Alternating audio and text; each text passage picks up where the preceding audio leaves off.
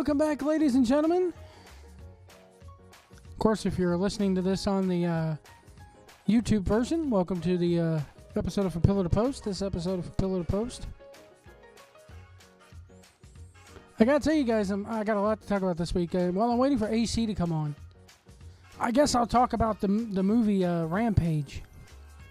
I went to go see Rampage over the weekend, and I gotta tell you, I liked it. I liked it a lot. It's probably the best video game movie I've ever seen. The only problem is I don't know how much I could say that, because the video game was an old Data East video game where you basically played monsters crawling up buildings and eating buildings and trashing buildings and everything like that. So, I don't know how much, there was no storyline to that video game. So, so basically they kind of had free reign to do whatever they wanted to as long as they kept it down to monsters tearing up buildings. And that's what we got with the army trying to kill them. That's what we got. Spoiler alert here if you haven't seen the movie. The best part of the movie for me wasn't The Rock. It was Jeffrey Dean Morgan. Because I'm a huge Walking Dead fan. I'm a huge fan of him playing Negan. So anything with Jeffrey Dean Morgan in it is awesome. I enjoyed it thoroughly. I'll put it to you this way. I want to go see it again. So, and I can't wait for it to come out on Blu-ray, because this is one I'll probably pick up on physical media. And for me to say that is something, because I haven't bought a Blu-ray. I don't buy very many Blu-rays. I'll just say that. But it was really good. I enjoyed it.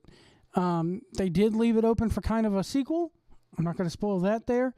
But Rampage, I definitely recommend that you go see it. Another thing I'll talk about here is we just learned a few hours ago that, a couple hours ago, that Paul Jones passed away. Paul Jones, of course, was a lot of a really, really big piece of history in the Mid-Atlantic area. Number one, Paul Jones, I was a big fan of his when now going back and watching stuff on the network and even stuff on YouTube, I'm a big fan of his. We also lost Bruno Sammartino today. So it's been a rough day for professional wrestling. A lot of people leaving us. I will say that I'm glad Bruno got to go back and make amends and wrap everything up and go into the Hall of Fame. So it's a sad day for wrestling. Bruno, golly, selling out the Garden as many times as he did, holding that title for about a decade. Oof. Can you imagine somebody holding it? Here I am bitching about a 2-year title run with Trevor Lee, and he held the belt for 10 years. The business was different. They could get away with it back at the territory days, because you had a constant stream of people to come in and bring in.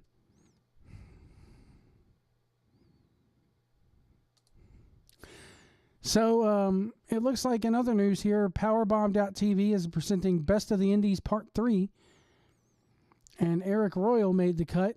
He's facing Logan Easton Lareau, but they're billing it as a Nova product. So congrats to Eric Royal for making that. Let me see here. But going back to Rampage for a second, I will say that The Rock, usually I think that The Rock is pretty wooden as an actor. It's kind of like you've seen one Rock movie, you've seen them all. Just because of the way his mannerisms and everything like that is. It's kind of like you're seeing a giant Rock promo, but with a different backdrop to it.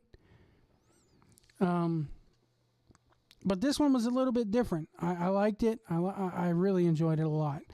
How is mine?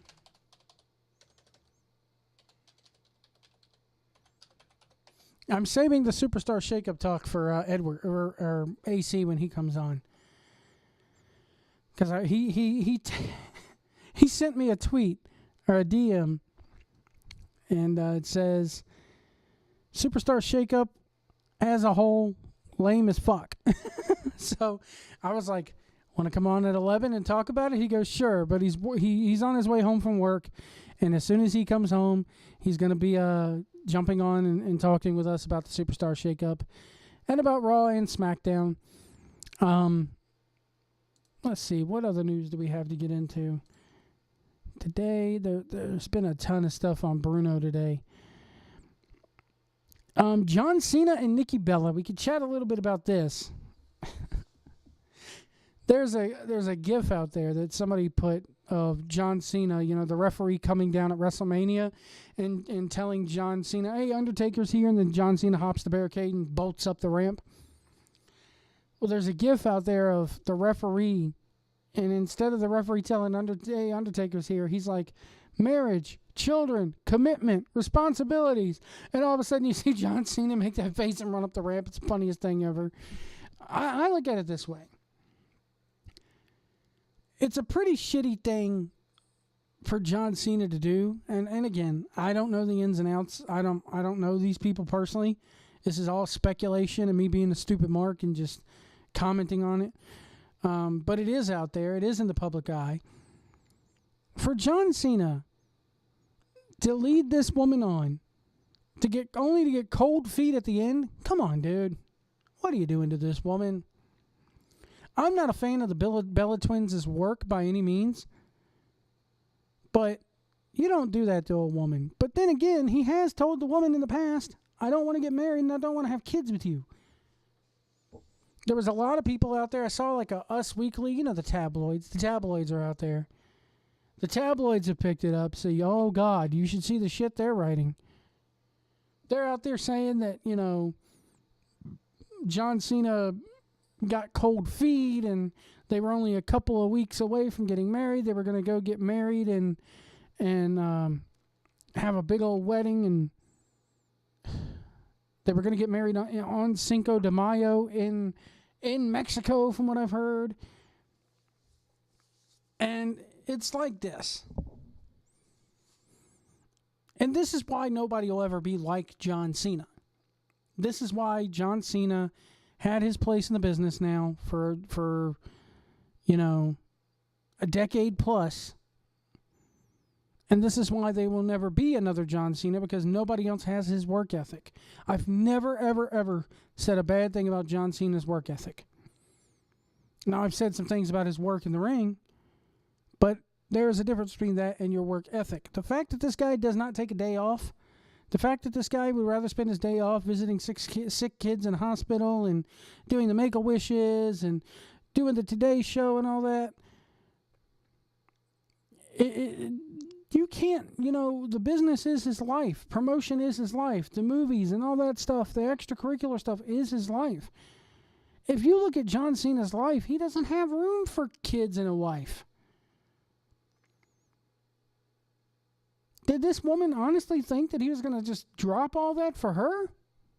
Come on, dude. Come on. And that's the reason why nobody else is going to work like John Cena, because there is nobody else like a John Cena that will make this business his life like that. Name me one person that does that anymore. There is nobody. So I think that, for all you ladies out there that think you may have a shot with John Cena, just let this be a lesson. The dude ain't getting married. The dude ain't having kids. He just wants to fuck you when he comes into town to see, for his one day off a month, and that's about it. And I can't blame the guy for that. I'll be honest with you. When I was a truck driver, back when I was a truck driver and I did nothing but traveling, it's pretty much all I did. I didn't have a relationship really until my career really wound down and, I could focus on trying to have that. But when you're out, Steve Austin put it best. You're out there on the road. You're a part truck driver. You got to get to point A to point B in a certain amount of time and get there safely. And it's the pro wrestling circuit is like that. You don't have time. You don't have time for all this. Cena never made time for it, and I can't blame him. This may be one of the times where I'm defending John Cena on this. Now, was it wrong for him to, a lot of people are saying he did this as a pity party for Nikki, and it was a pity engagement, and that he really never wanted to go through with it, that he was just doing it to shut her up. Dude, that's pretty shitty. If that's true, and if that's his way of thinking, dude, that's pretty shitty. That's pretty shitty on your part. You should have just told the woman, yeah, I know they film stuff for Total Divas or Total Bellas or whatever that stupid reality crap is. It's faker. It's faker than Monday Night Raw. Is faker a word? It's more fake. But, if your intention was to never, to do this to shut your woman up, it's a pretty shitty thing to do. I've been there. I've done that. It leads to things you're going to regret. I'll just say that,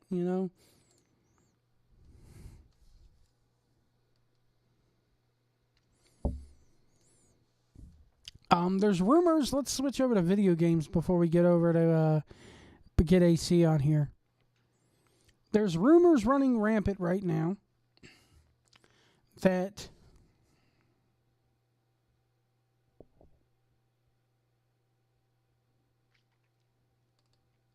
there's rumors running rampant out there. As you guys know, I'm a big PlayStation fan. I own a PlayStation.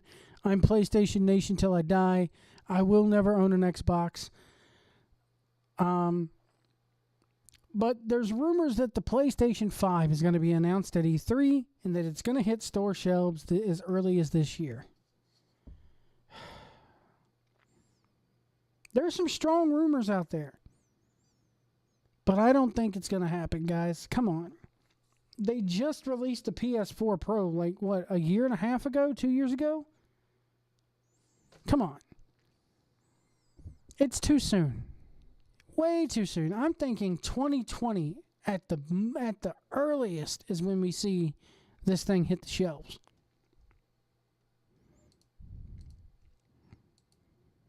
To say that we're going to get a brand new PlayStation as early as this year, come on. What kind of hopium are you smoking? Because pass it over here.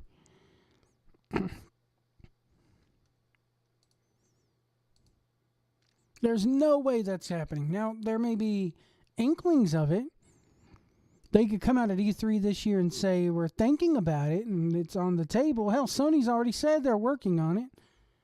But to say it's going to be released this year? Come on. Even I know that.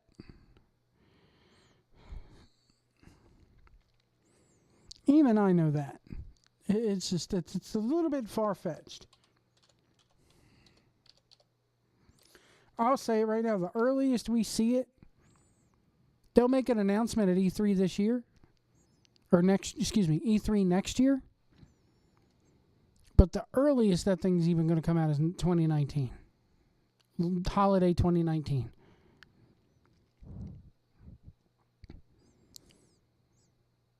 God of War is getting released this Friday. A lot of people looking forward to that game as well. It's only on PlayStation. It looks good. I like the story of it.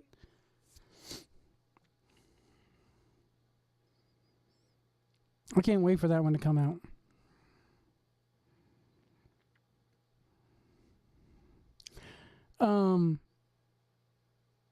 Let's see here. What else here about... I don't know why I went to GameStop. I meant to go to GameSpot. I swear I'll be more prepared next week for the episode that I do after the CWF After Show.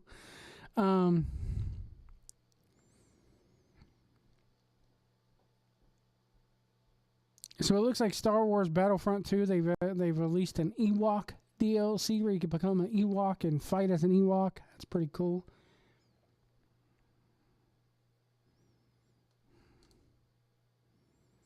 Avengers Infinity War is coming out a week from Friday. I cannot wait for that one. I got to be honest with you guys. I'm probably not going to see it till after the Monday that it comes out. But this is one movie that I will be avoiding spoilers for. I will be staying off the internet that weekend until I see it. I cannot wait to go see that movie. I'm so hyped for that movie.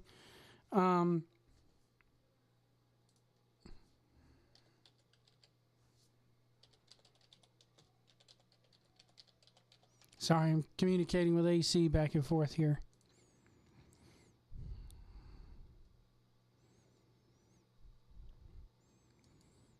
A little bit of entertainment news here. Lauren Michaels, who is the boss behind SNL, has left Paramount for a Universal film deal, extends NBC PAX. So apparently Lauren Michaels is completely now under the NBC Universal umbrella. What else we got here? Which is good news. He needs to be in one place. Amazon Prime apparently has over 100 million subscribers now. Here's one that kind of relates to wrestling that I was thinking about. Saudi Arabia.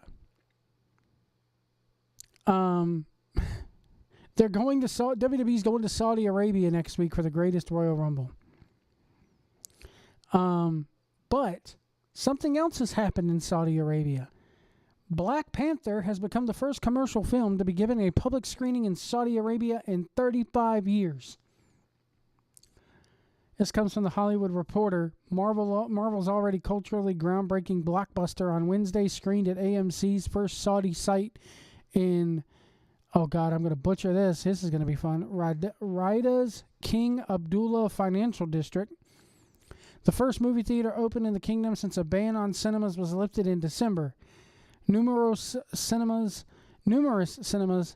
has been present in Saudi Arabia in the 1970s, but they were closed in the early 80s as the country adopted extreme conservative forms of Islam. Earlier questions regarding issues of segregation appear to have been answered by a photo in the event showing both men and women sitting together.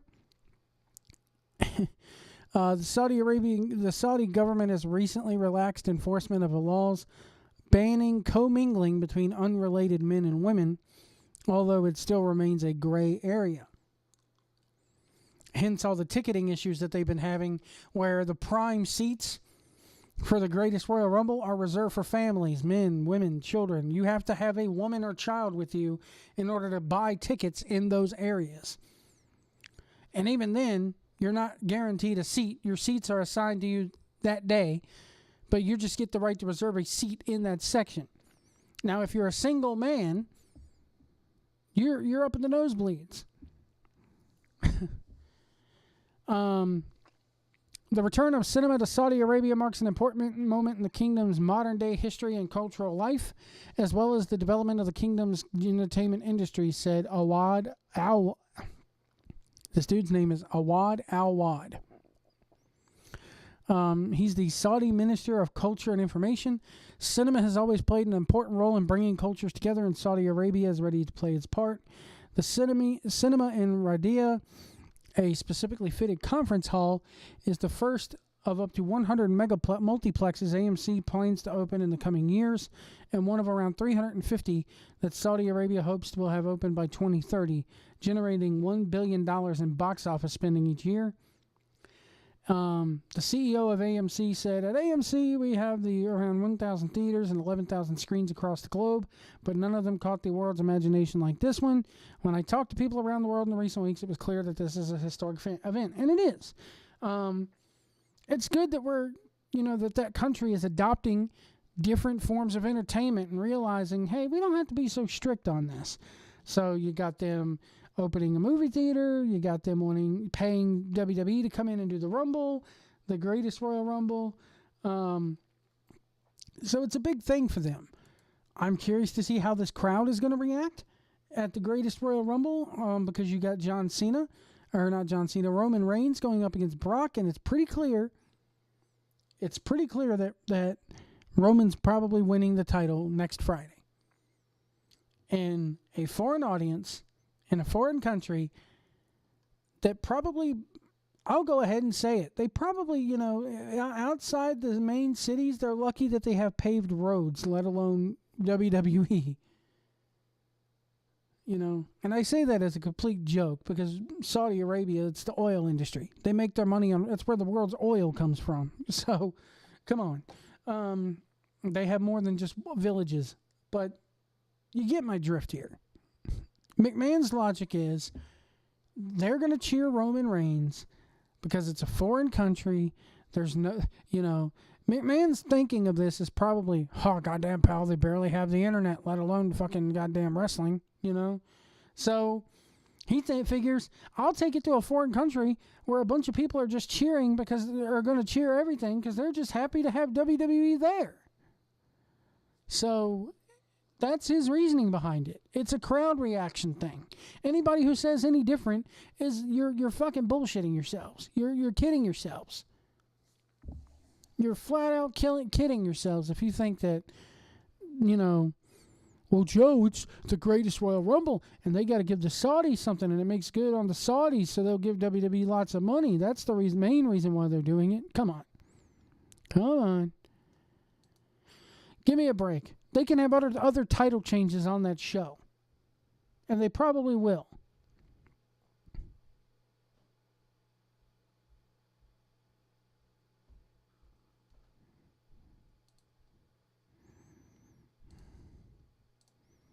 So the greatest Royal Rumble deal doesn't, to me they're treating that like Beast in the East when they did that show in Japan on July 4th a couple years ago. They hyped it up, they made it a big deal, but at the end of the day, it really isn't going to mean that much. Except for this one's probably going to see your major title change hands. And again, the only reason why they're doing it over there is because they're not going to boo Roman Reigns over there. They're going to be saying, yay, it's the babyface. So come on. It's I would love to know how many people in Saudi Arabia, I did see a couple tweets from people in Saudi Arabia to Dave Meltzer and to WWE addressing the seating situation and being, pretty harsh about it, telling them to fix this shit. But come on.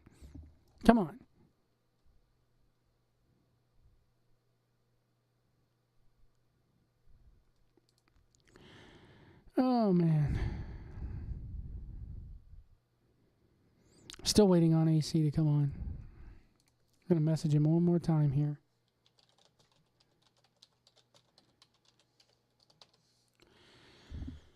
So, yeah, they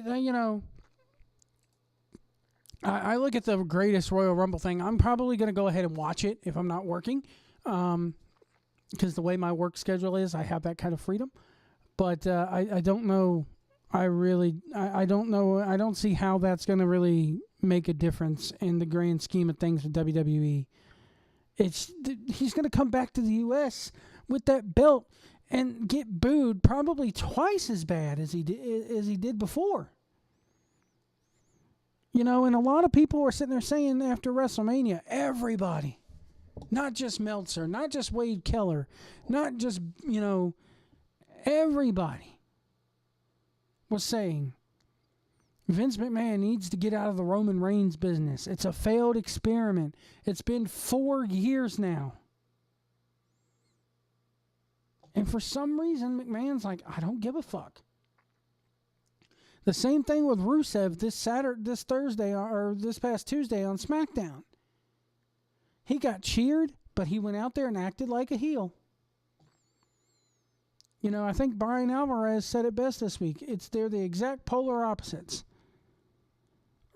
People boo Roman, but Vince says he's a babyface, so he's going to act like a babyface. And Rusev is a damn babyface who gets cheered over the moon, but Vince says he's a heel, so he has to be a heel. There's a big difference in that in that comparison, though. With Rusev, I see the Rusev Day thing as nothing more than the 10, 10, 10. Or the one fall bullshit. The fans are cheering a chant. The fans are not cheering Rusev. Well, Joe White, they are cheering for Rusev because the chant relates to him.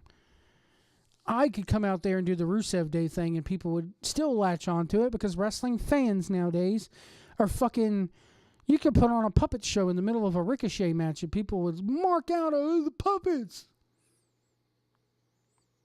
Wrestling fans are stupid today. I'm sorry, they are. People who do that shit, come on, man. Come on. You're cheering a chant. The chant is over. It's the same thing with the 10-10-10 thing. The guy's no more over than before the Rusev Day shit started. It's that, we have a funny little catchphrase that we could turn into an annoying fucking soundbite. That's how the crowd sees it. It's a funny little chant that we can use to hijack the shows with and try to be funny. It's not over. Give me a damn break.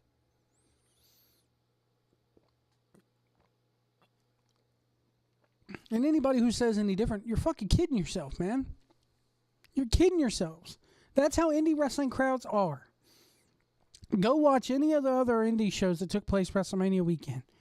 With the 1 fall and the 2 sweet and the, this Rusev Day thing is just the next thing.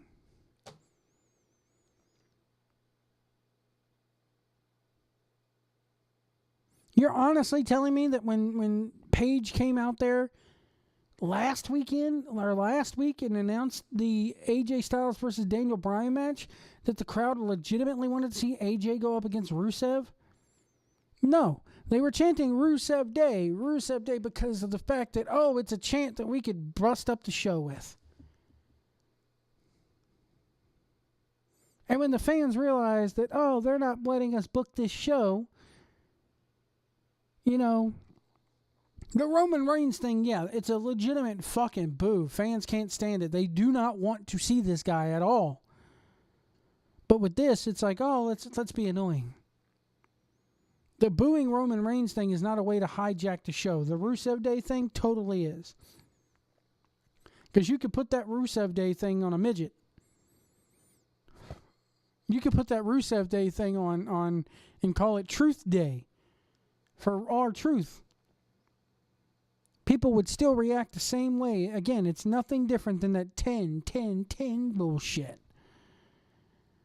The fans hear a certain chant that they like, and they're like, okay, we're going to use this, whether or not it gets the guy over, because we don't care about getting the wrestlers. We don't care about the wrestlers and whether they're over. We just care about getting ourselves over as fans and being seen. So I'm told AC is logging in now, so he should be here. Said his laptop is restarting. So AC should be on here in just a few minutes. Let's see here.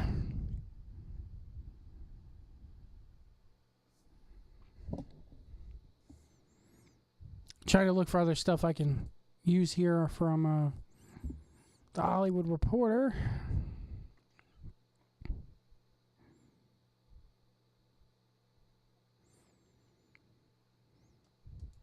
The first reviews for Amy Schumer's I Feel Pretty are in. And the film currently is sitting at a 34% on Rotten Tomatoes.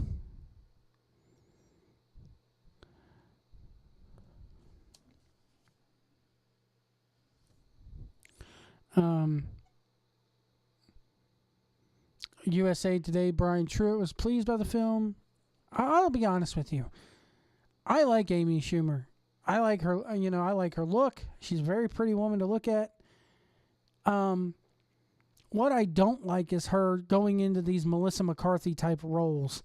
This I Feel Pretty, if you've seen the trailers for it, it kind of like is a new take on the Shallow Hal type thing. She bumps her head and all of a sudden sees herself as a model or whatever, as a knockout, when she's not all that bad looking before. I think that Hollywood and pop culture in general's version of plus size and my version of plus size and in general women in general's version of plus size are two totally different things. Sorry, Amy Schumer is not a plus size woman, folks. She's skinny as fuck. I'm sorry. It's just my opinion. I could be wrong. But the previews for it look good. I'll see it when it comes out on Blu-ray or whatever. I'm not gonna go out there and go to the theaters to see this.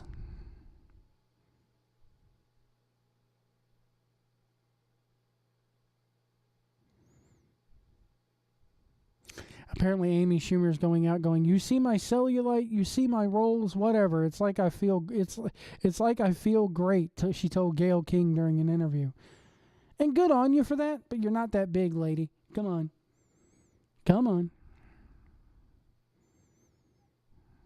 You're not that big to begin with.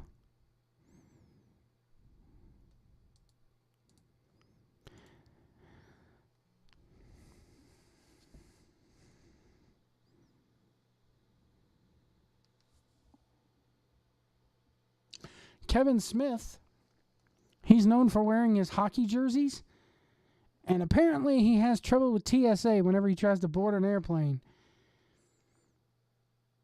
The Dogma Helmer posted a photo portion of his driver's license on Twitter and put, "Naturally, I'm wearing one of my hockey jerseys in my driver's license photo, so whenever I have to produce identification at the airport, 4 times out of 10, the TSA agents will look at my license, then stare at me for a second before saying, 'You're still wearing the same shirt.'"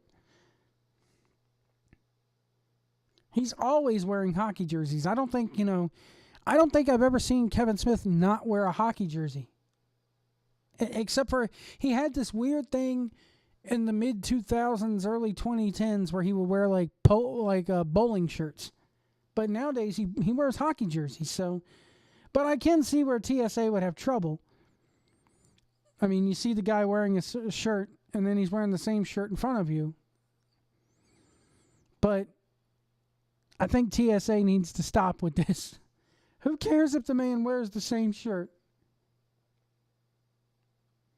Who cares what shirt he wears? Do your job, scan him, and get on with it.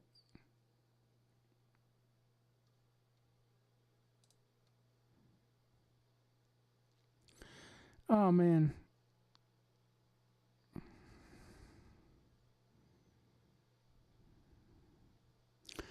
A couple other movies I'm interested in while we're still waiting here. Deadpool 2 is coming out soon. I'm so excited for Deadpool 2. Of course, Avengers Infinity War, we talked about that. Solo, a Star Wars story. Let's talk about that real quick. I gotta tell you, man, this thing ain't blowing my skirt up. It's not exactly making me come in my pants. This guy, this Aiden Einreich, which the Midnight's Edge people have started to call him Alden Redenbacher. Or like Orville Redenbacher, the popcorn guy. He's Alden Redenbacher, because nobody can pronounce this guy's name. You could so tell this kid has an acting coach, because this is not Han Solo. I'm very, very skeptical. Now, is this movie going to make money? I would not be surprised if this was the one time that Star Wars fans finally, especially after The Last Jedi, I would not be surprised if this is the movie that fans look at Disney and go, "You know what? Enough of this bullshit. Give us Star Wars." I would not be surprised if this is the one that finally breaks the camel's back at Disney and Lucasfilm. So, I saw the trailer. I did not like the second trailer.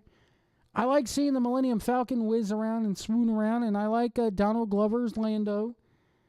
But this Alden Redenbacher dude, sorry, I can't get behind him playing Han Solo. I just can't.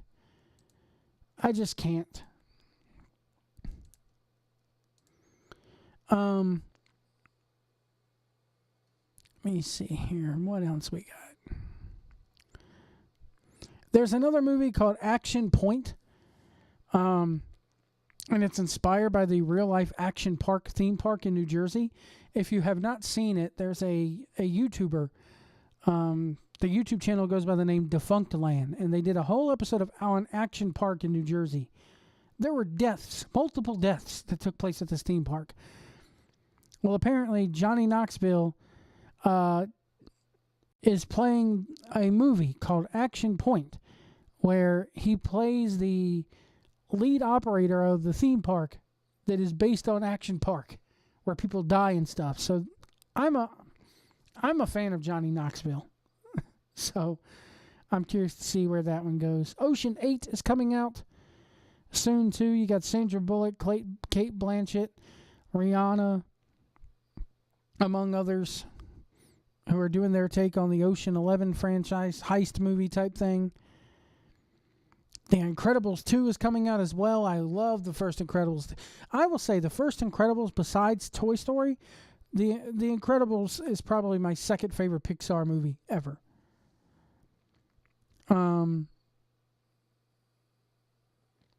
Jurassic World.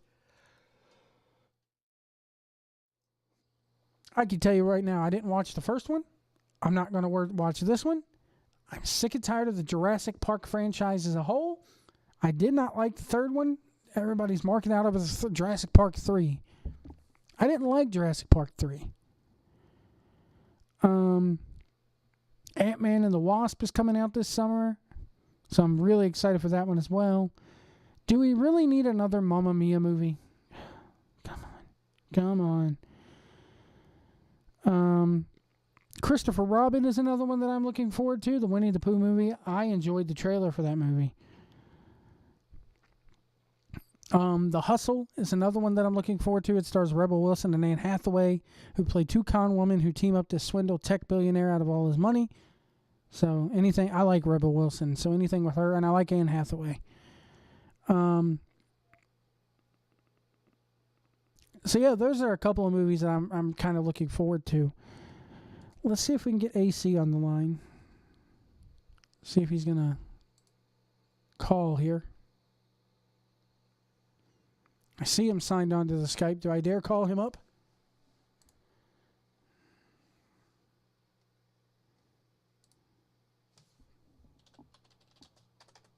I'll tell him to call me.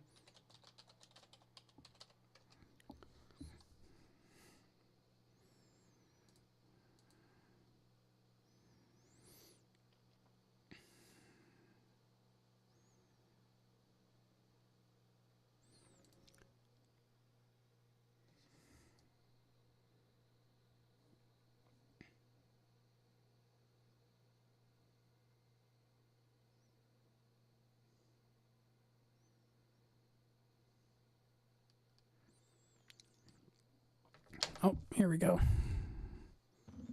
AC. Brother. Not much, man. What's up with you? I finally got a laptop to boot up. I finally got Skype to start. After 23 minutes, we got this going. Yeah, man. I've just been going over some movie news and stuff like that, man. Just some jibber jabber until you can get on. But let's talk about this. Let's talk about this Superstar Shakeup, if you will, man. Let's talk about night one. You were kind of tweeting to me post Monday Night Raw as you were going back and watching it. And then today I get a DM from you that goes, literally says it was lame as fuck. So let's talk about this. Here's the thing. I thought early on in the Raw build, I'm like, okay. You know what I mean? Mm-hmm. You got big names, you got some not so big names. You got some floundering people who maybe could use a different set of scenery, whatever. Yeah, different audience too. Right. A different, more audience. More of an audience. Yeah, I don't know if it's a different audience, but more of an audience. Okay, we can go with that. But then when I look back on it as a whole and how it was handled, I don't know. I just didn't get the sense it was like a big deal. You know what I mean? Like, I feel like a lot of the main players are still where they're supposed to be. Yeah. And part of that comes from, I mean, in the men's divisions, because obviously Asuka moving programs is a big deal. But in the men's division, when I look at, two of the big movements, it was Big Kaz and Samoa Joe, who are coming off injuries, who really aren't in. I know Samoa Joe and, call out Reigns and all that, but and they're gonna have a battle at Backlash. But what does that battle really mean now that they're on different shows? And it just seems like the biggest names that moved were, I mean, I don't know, man. Like it. Well, let's go. And the other thing too is like, take this Balor Club, this whole Balor Club idea. It's almost like they did with the Wyatts. Like, we're going to tease the Wyatts getting back together. We're going to tease the Balor Club being together. And then we're going to put them on separate shows. Yep. Some of that is just very puzzling. Well, sorry. One more thing. I didn't mind Shelton Benjamin and what's his name from American Alpha? Chad Gable. Shelton Benjamin and Chad Gable breaking up. I didn't mind that at all because I never viewed them as like, if the promo that Shelton Benjamin cut on SmackDown about not caring about Chad Gable, if Jason Jordan cut that promo, okay, I might believe it. You're like the second partner, you know what I mean? So some of it was very confusing, but go ahead. So let's talk about this because there's a lot of things. The impression I got from Raw was they're giving, you take people like Liv Morgan, the Riot Squad, okay? Okay, I don't like those three being a team anyway because it's like those three are three different characters that I would never see teaming up against each other or with each other. It's kind of how I feel about the Kingdom and ROH right now. I mean, and I love those guys. It's just, I don't know. It's just something is missing. I just look at one of them and go, which one of these is not like the other? And then the answer is all of them. None of them. Nothing about Ruby Riott says that she should be teaming up with a hot blonde who's just a takeoff of Carmella and a redneck woman. I'm sorry. Nothing about Ruby Riott says that, and nothing about Sarah Logan says she should be teaming up with Ruby Riott. It just makes no sense. Yeah, I agree. I mean, but then I look at it and I go, okay, you got Mojo, you got the damn Brizongo people, you got Mike Kanellis. But no, here's my thing. You're right. You're absolutely right. You got Connor and Victor and Mike Kanellis, your boy who they announced on the internet, and you got Chad Gable. But I'm going to sound biased here, but if I wanted to root for any one of those men, it would be Mike. But I have different reasons for that. Here's my point. Here's why they moved them over. Okay, SmackDown's 2 hours. You barely have enough to fit AJ Styles and your core group over there on SmackDown. They kind of showed you that this week, right? Yeah, but then you look at Raw and you go, okay, the Brazongo people and your Ascension and your Dolph, you got Dolph over there now, Mojo. It's like they have 3 hours that they have to fill every week, and that Brazongo shit. As much as I can't stand it, it's over. People love that little fashion file shit. They need like some kind of mid-card program. Yeah, and that's what they got. More so than SmackDown. I agree with you. But on the other side of this, how do you bring in Cien Almas and he's not even on SmackDown? Come on, man. Like... Well, they did some call-ups for NXT. They did that here, too. I mean... I understand, but Drew McIntyre why is showing back he up. Physically there? Well, the same thing with Sanity. Well, that too. You're making my point. Like you said, why aren't they there though? Well, but here's the thing. Like you said to me a couple weeks ago, do you have to have when you were talking about combining the drafts or combining the rosters? Do you have to have them there every single week? No. I'm not talking about having them. Look, well, hold on a second. That's a different argument. What I was saying is the same could be applied with the brand split too. I mean, it could be said for both shows too. True, but but come on, dude. Wouldn't you want that pop from displaying them, having them come out on a show? Like, yeah, initially for their first day. That. For their first day, yeah. It's a different argument though, because my point and what I was saying was, I don't want 2 women's champions. I don't want 2 tag team champions. You know what I'm saying? Mm-hmm. Honestly, and I was gonna bring this up to you, but I might as well just bring it up to you now. My thought in this whole deal was I was watching Peyton Royce and what's her name there? Billie Kay. Billie Kay. Thank you. I always forget Billie Kay. I don't know why, but I always do. Me too. But I was watching them and I'm like, you know what? Women's tag division. You know what I'm saying? Why not?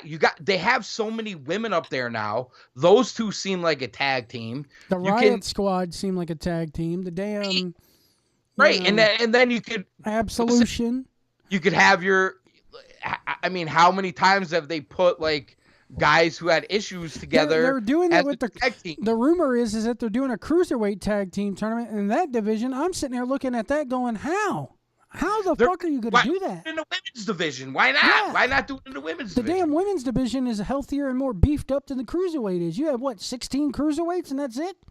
How the fuck are you going to have all 16 people vying for the cruiserweight title and at the same time going for the tag? It makes no sense unless they're going to push 205 to 2 hours and have double the roster. Then it would make sense, but I agree with you. The women's tag division does make a lot of sense. They need it. It's a next. They could sit there and take that idea and flaunt it as, oh, we're continuing the revolution, blah blah blah. You know, they could do that SJW shit all day long, and it would do nothing but help their cause if they did that women's tag division. I agree 100%.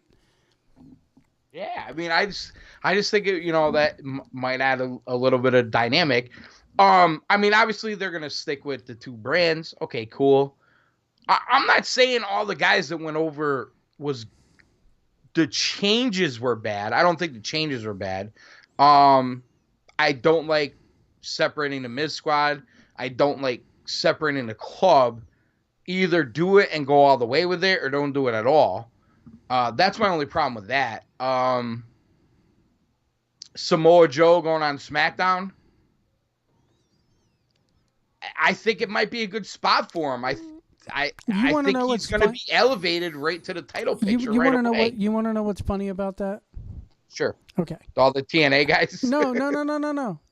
Well, yes, but I'm sitting here Monday night, and as I'm sitting here Monday night,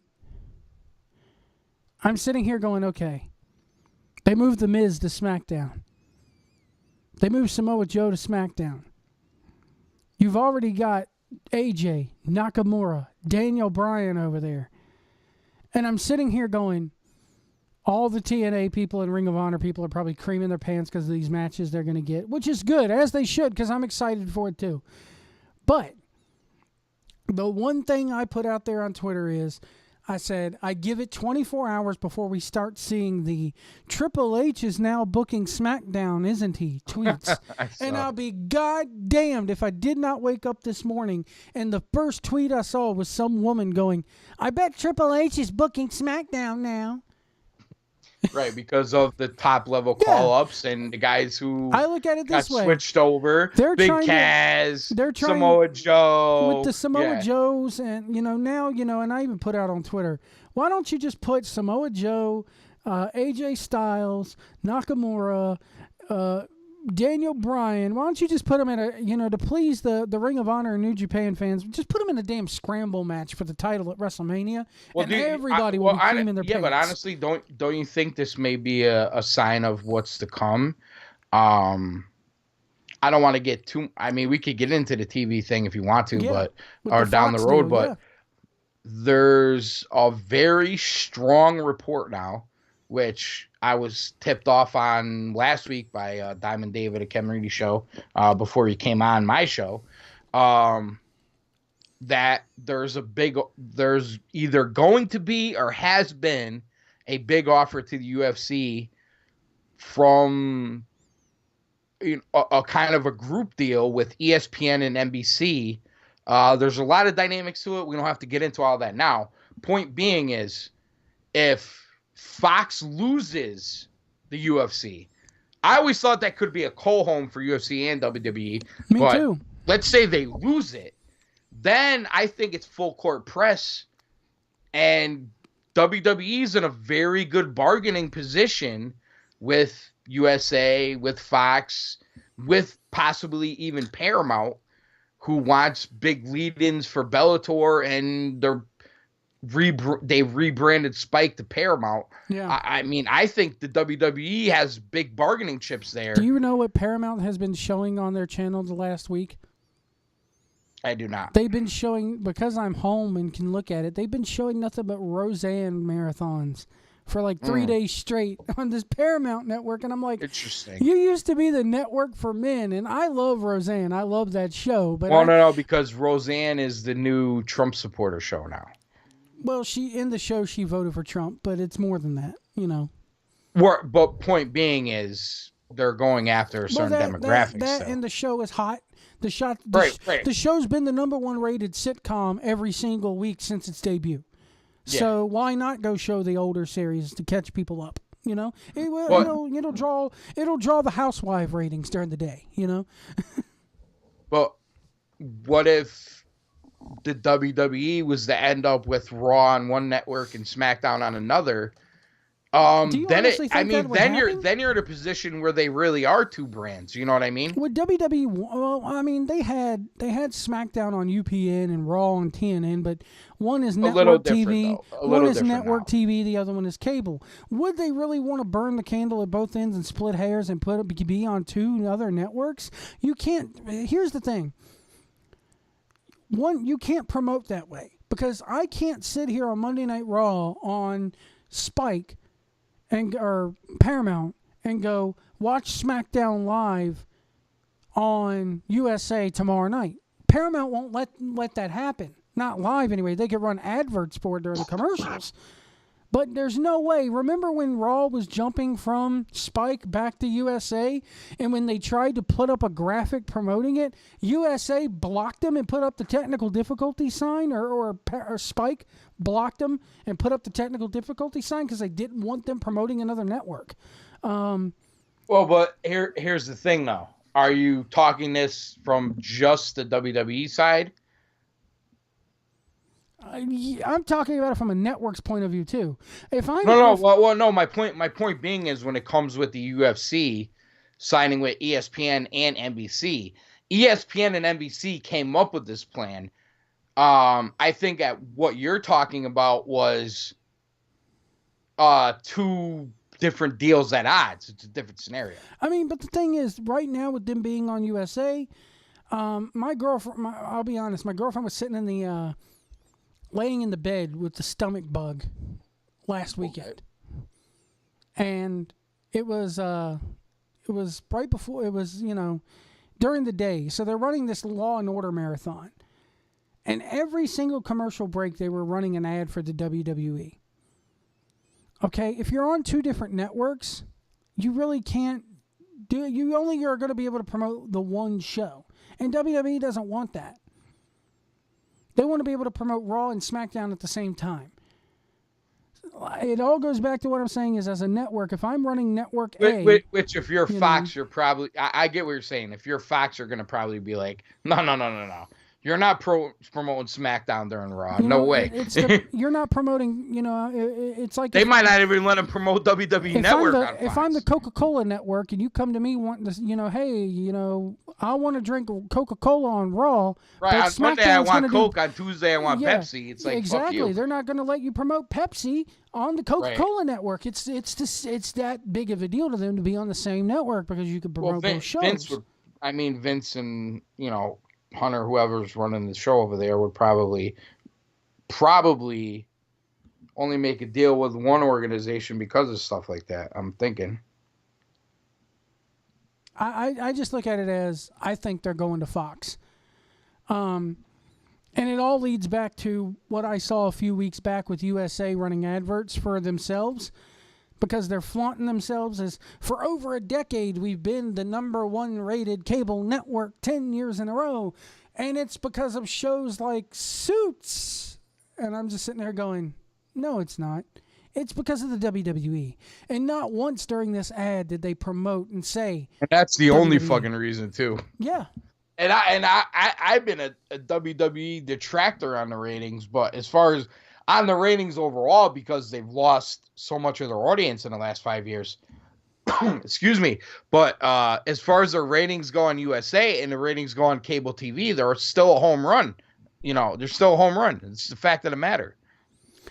So let's talk about Jeff Hardy. Jeff Hardy wins the title on Raw from Jinder Mahal.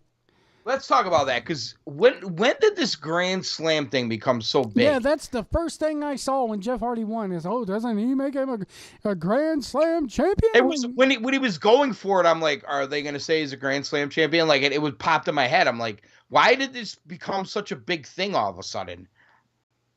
I look at it as they are doing that to make Randy Orton over because he's stale as fuck right now.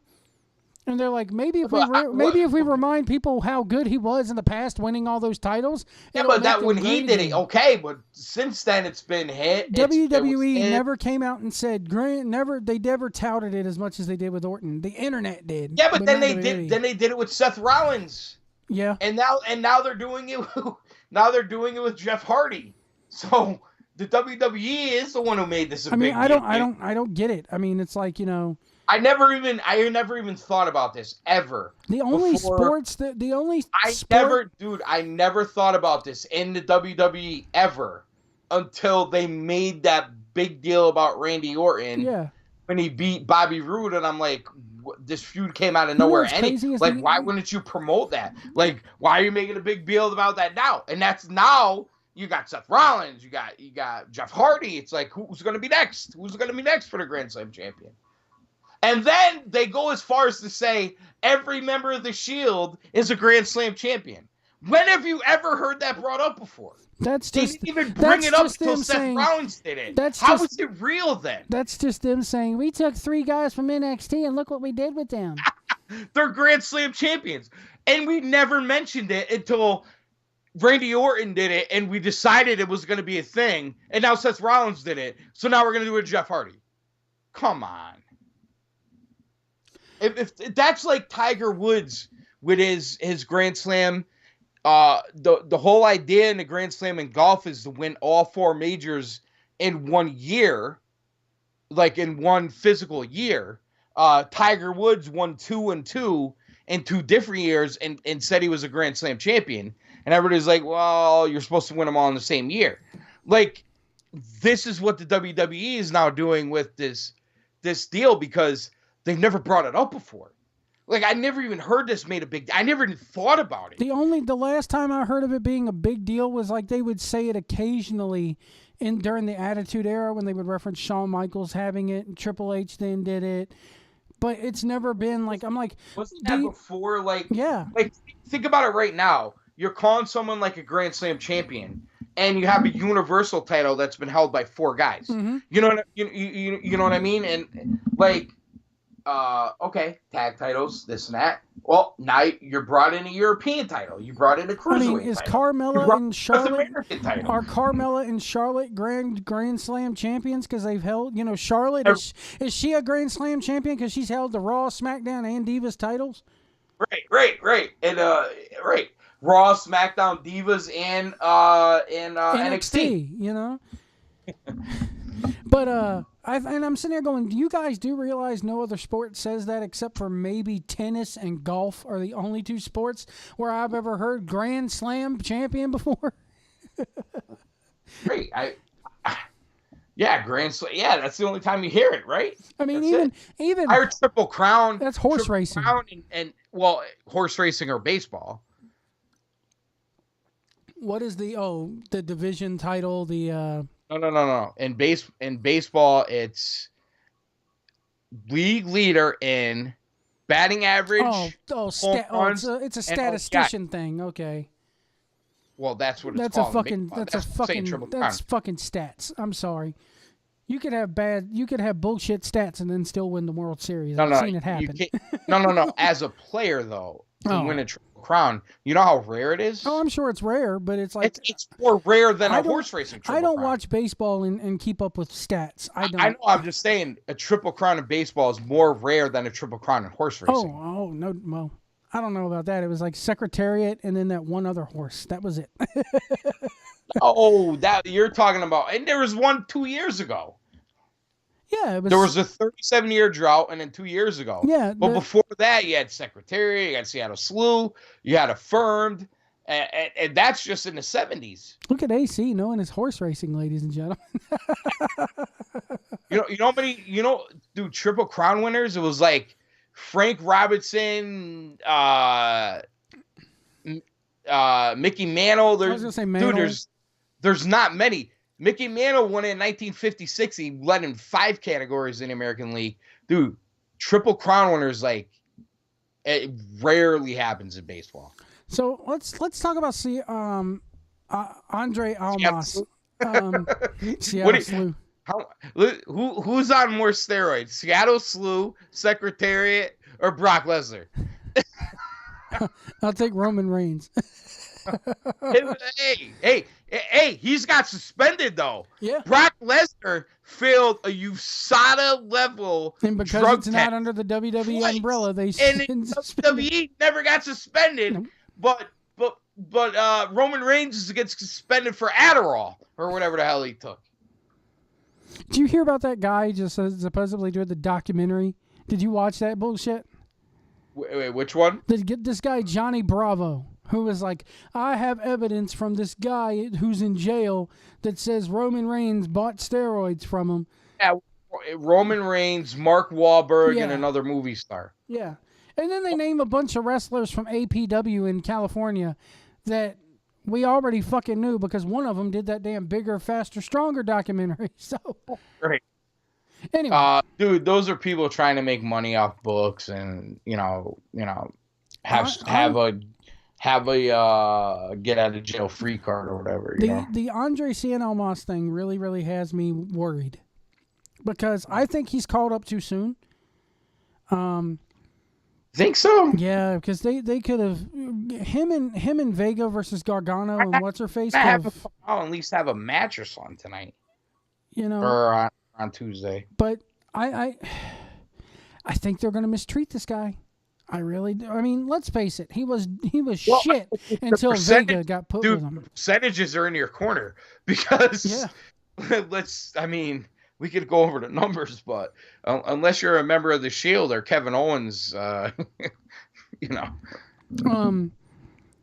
But I really think they're going to drop the ball with him. But then again, I can't blame them for so much if they do, because let's not forget this guy was fucking floundering until they put Zelina Vega with his ass. Yeah, but he has good matches. He has he's got a better character than fucking Finn Balor. True. I'll give you that one. He does right now. Yeah, he's more over than Balor is, but especially with the mouthpiece. I'm sitting here going, this is the guy that needs to take the title off Jeff Hardy. This is the guy that I'm telling you, he should be Intercontinental Champion with it before the year is out, or U.S. Champion before the year is out. Don't you think they should have? There's 2 guys glaring out at me that didn't move in Superstar Shakeup that I thought should. Rusev to Raw, Balor to SmackDown. Yeah. I was just talking about Rusev. I want your thoughts on this. I was just talking about Rusev before you came on. This whole Rusev Day thing, to me, it's no different than 10. One fall. It's the chant. The chant is over, not the performer. And they use that shit as just another way to be annoying pissant fans to hijack shows. Here's the only thing, it's no different. Here's the only thing, though, with Rusev. You could put R-Truth out there. Rusev is a performer, though.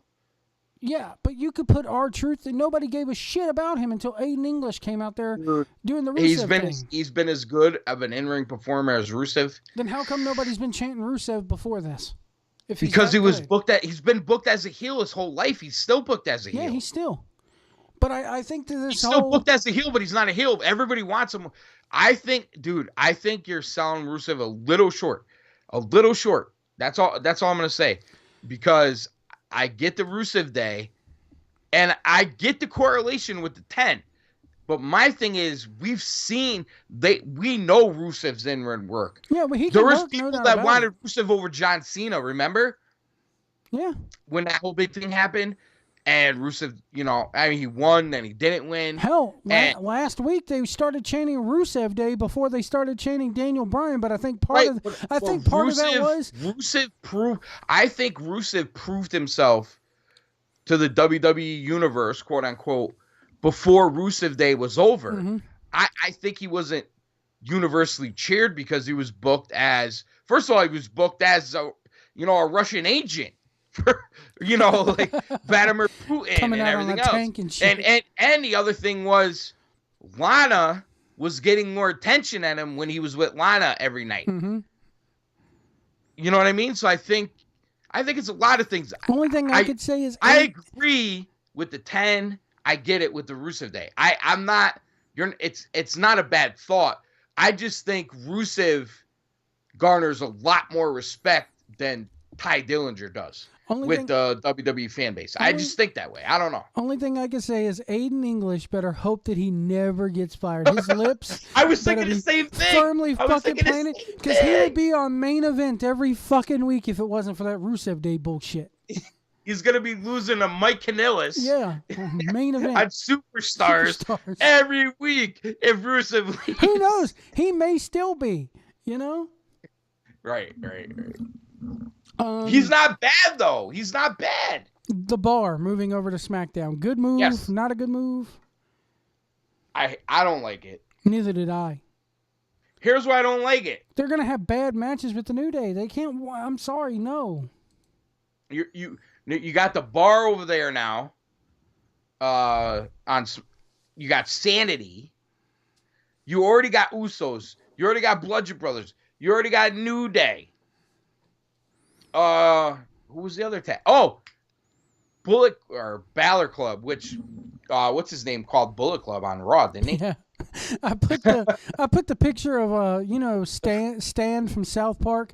There's that iconic picture of his dad sitting near a computer with like lotion everywhere, and he's got his pants around his ankles.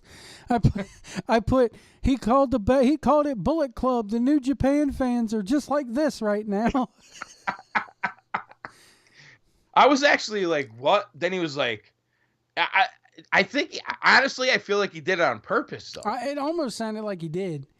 I mean, because how after all this time, why make that mistake now? I mean, you've gotten so used to calling it Balor Club. Where in your mind do you get where did that come from? Right. Strange. That's not just a Freudian slip. Especially when it's only Balor out there. Yeah. It wasn't like the three of them were out there. It was only Balor when he said it. It was on Balor's entrance to the main event. I'm pretty sure that he said it. But it just I like having a strong tag team division on SmackDown. But when I look back at Raw, I'm like, what is this tag division? Well, this is what I'm going back to. To have the men's tag division on SmackDown and have the girls tag division on Raw. Yeah. I'm fine with that. I'm 100% fine with that. You know what I mean? Like, it just, sometimes it's like, we got to have two tag champions. I could see Universal and WWE. I like that. That's okay. USA on one, Intercontinental on the other. Okay. I could live with that. Then have a girl champion. Maybe have, you know what I'm saying? Cruiserweight, girls on one. Tag team girls on the other. Well, let's not forget to, on Raw, you could put Sami Zayn and Kevin Owens as a tag team. But it's all thrown together. They got Breezango now. They got the fucking.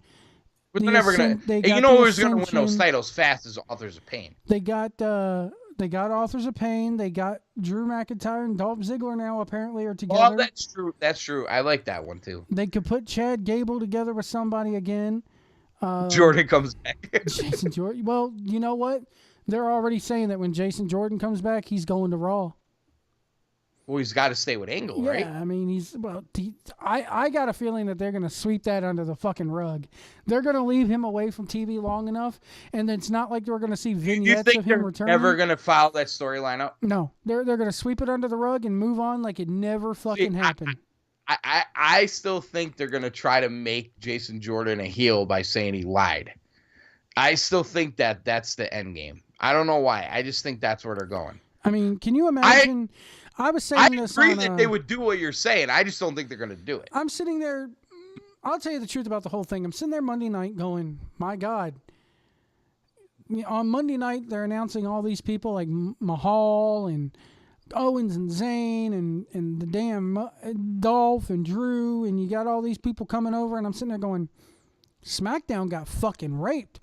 And then I took the standpoint of Raw's 3 hours. They moved all these guys over just to give them a chance. They basically took the entire lower to lower mid card from SmackDown, stuck them on Raw.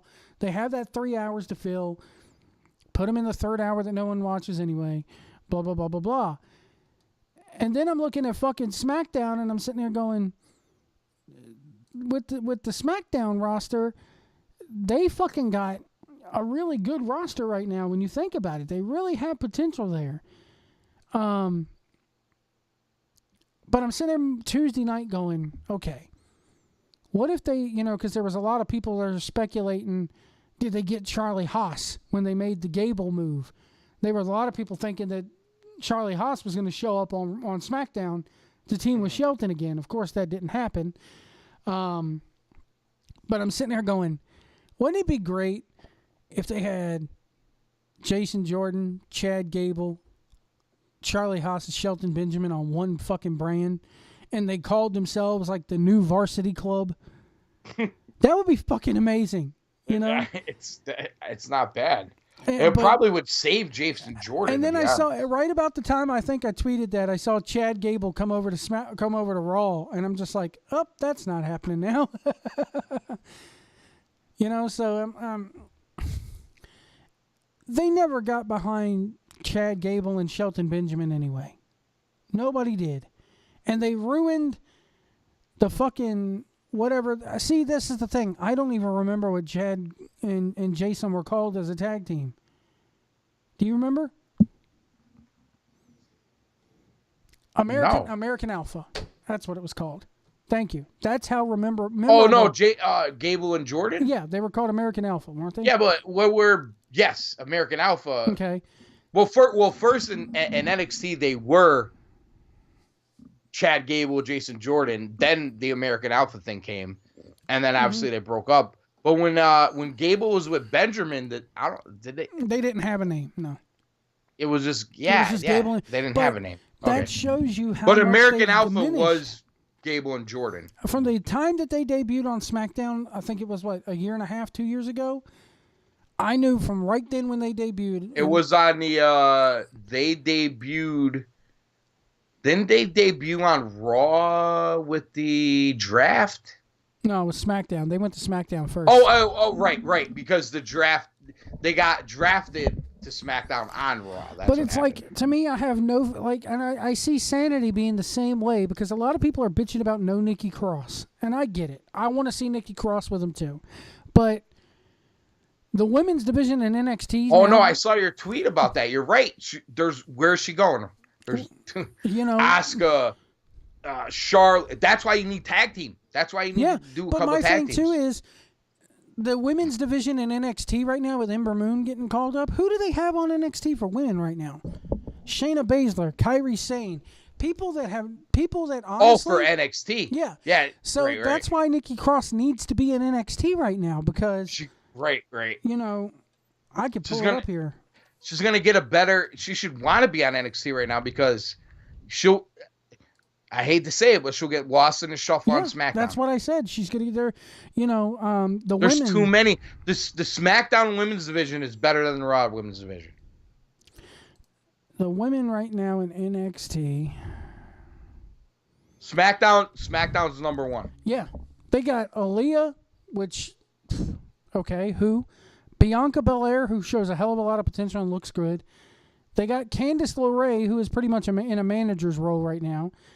Dakota Kai, Gargano's girl. Yeah, Dakota Kai, who shows potential. Lacey Evans, which I love her work. I love her gimmick. She's playing like the World War II pinup girl type thing, and I love it. I love her ring gear. I love her character as a heel. Nikki Cross, Shayna Baszler. Speaking of that, how is NXT not signed Tessa Blanchard yet? That's Ricochet's girl. Are they crazy? No, they're not, and I'll tell you why. I'll tell you why. If you've been my podcast, I saw her at Queens of Combat back in February. Okay, and after the show, she cuts this promo that is full of fucking F-bombs and MF bombs, and there's kids in this audience. And I bitched about that so much to the point where now on all their posters, they're putting it as for mature audiences only, okay? Because wrestlers who wrestle for CWF, because they held the show in the Sportatorium, wrestlers who wrestle for CWF brought their kids, and their kids had to hear that promo. So I rant and rave about it the next day, and all of a sudden, I guess I sparked something. But this was Tessa Blanchard? Yeah. That's Ricochet's girl, right? Yep. Okay. So the next day, I post my review of the show, and I went into a bit of a rant about why the fuck is she dropping that many F-bombs? Can't she go look around and see that there's kids there? And that, I agree with you. I hate that. I hate that stuff at indie shows. So then I start getting feedback on my show going, you realize that's why she's not signed in NXT, right? I'm like, what do you mean? They go, the couple of times that she's been down there for NXT matches, the locker room doesn't want her around because she has such a bad fucking attitude. And her promo, Really? Okay. her promo that she did at Queens of Combat reflected that. She's like, I'm one of the best in the world that never gets a shot, and fuck this and fuck that. And I'm just like, this is why you don't get a shot. You want to know what's funny? And you'd figure because of her dad being Tully and, like you said, Ricochet, Right. you think she'd have a little stroke. You think Now she'd have some this is contacts. this is clicking in my head right now, because Ricochet and Flip went at it in Waterbury for NEW. Well, they went at it in Rhode Island the first night, and then went at it in Waterbury for NEW. And Ricochet won in Rhode Island, Flip won at NEW that on Sunday, the show we were at. So at the last table before you walk out the door is where Ricochet was. And when I got there before the show, he wasn't out there.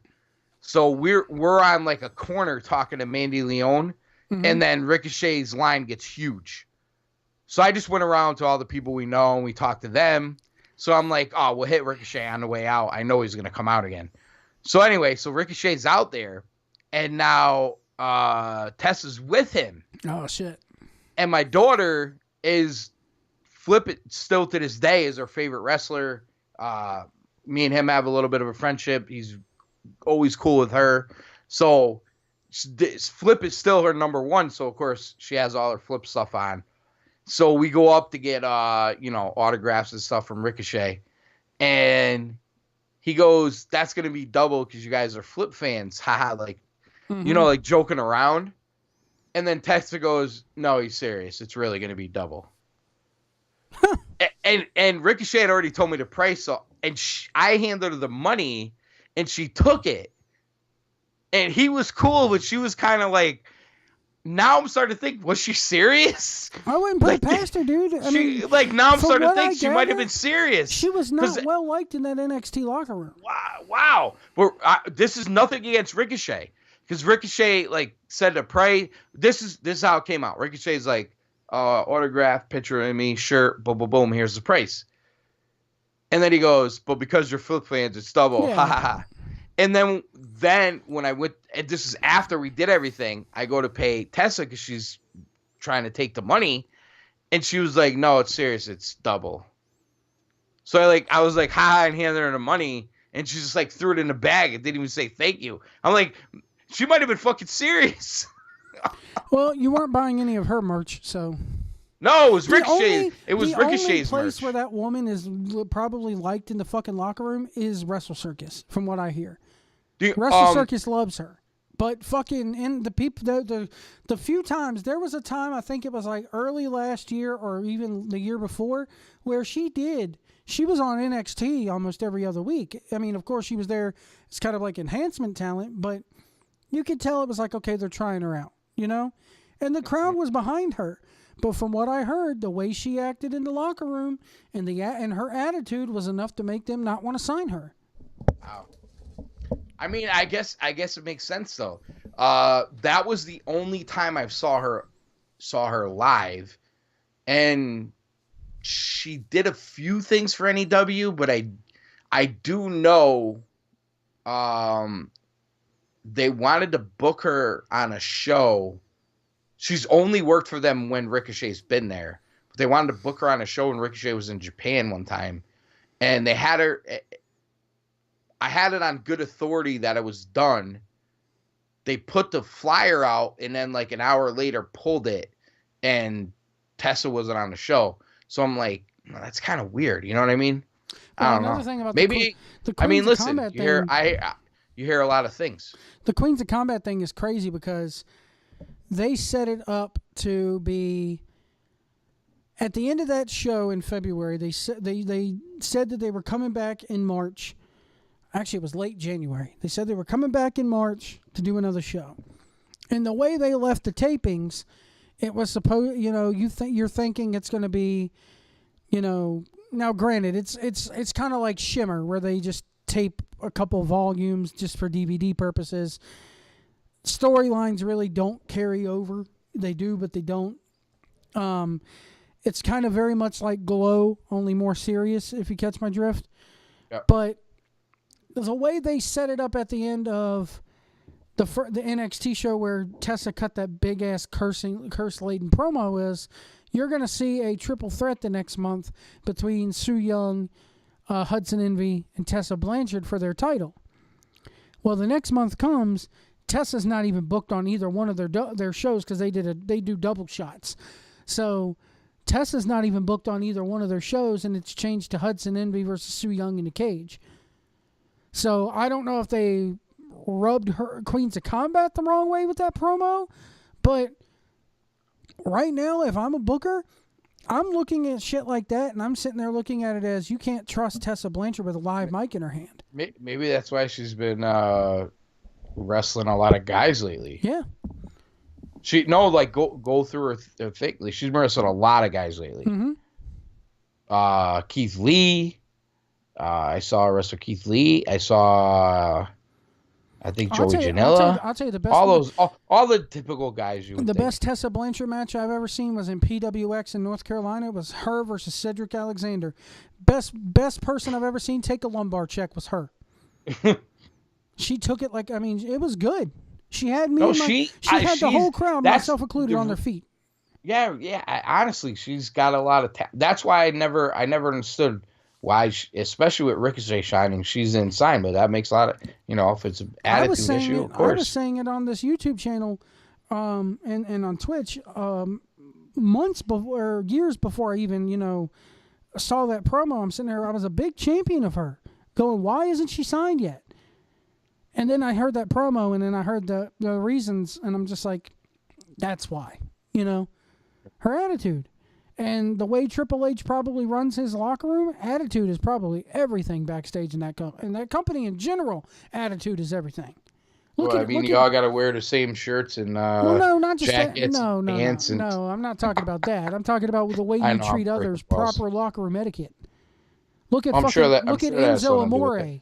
They were looking for an excuse to fire him because of his attitude. Right.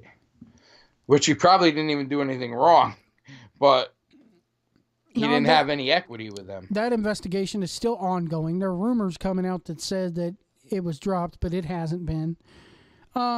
It's been reported in places it was dropped. No, and then the same people came out and said, no, that ain't the case. So, Dolph Ziggler and Drew McIntyre. Well, hold on a second.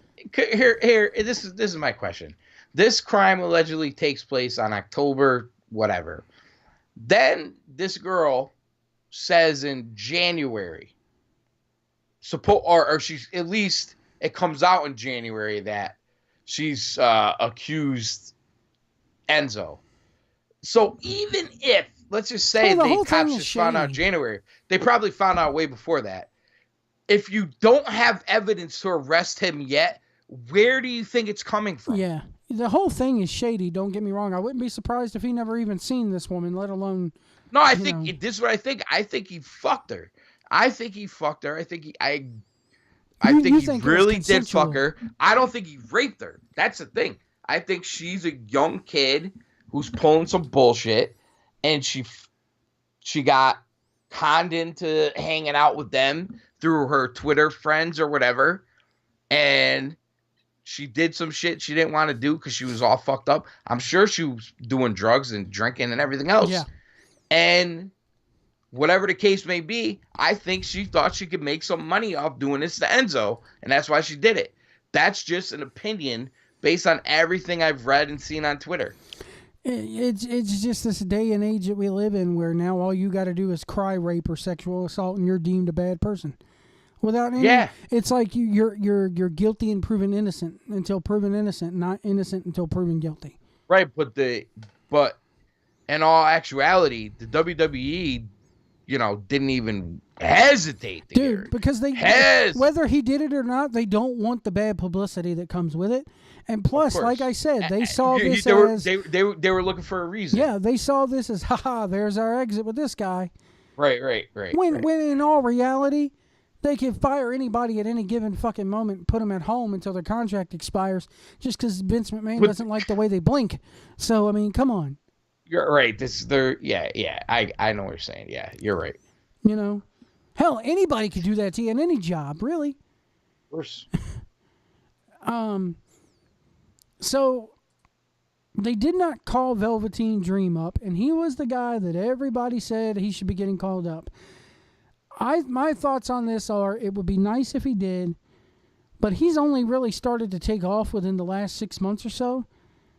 I think he needs a title run in man. NXT. Let him have a damn North American title run, or hell, even put the main strap on him. Him and Aleister Black tore it up when Black debuted. Or not when he debuted, but I think it was like during the Royal Rumble takeover when they fought each other. But I like the Velveteen Dream character.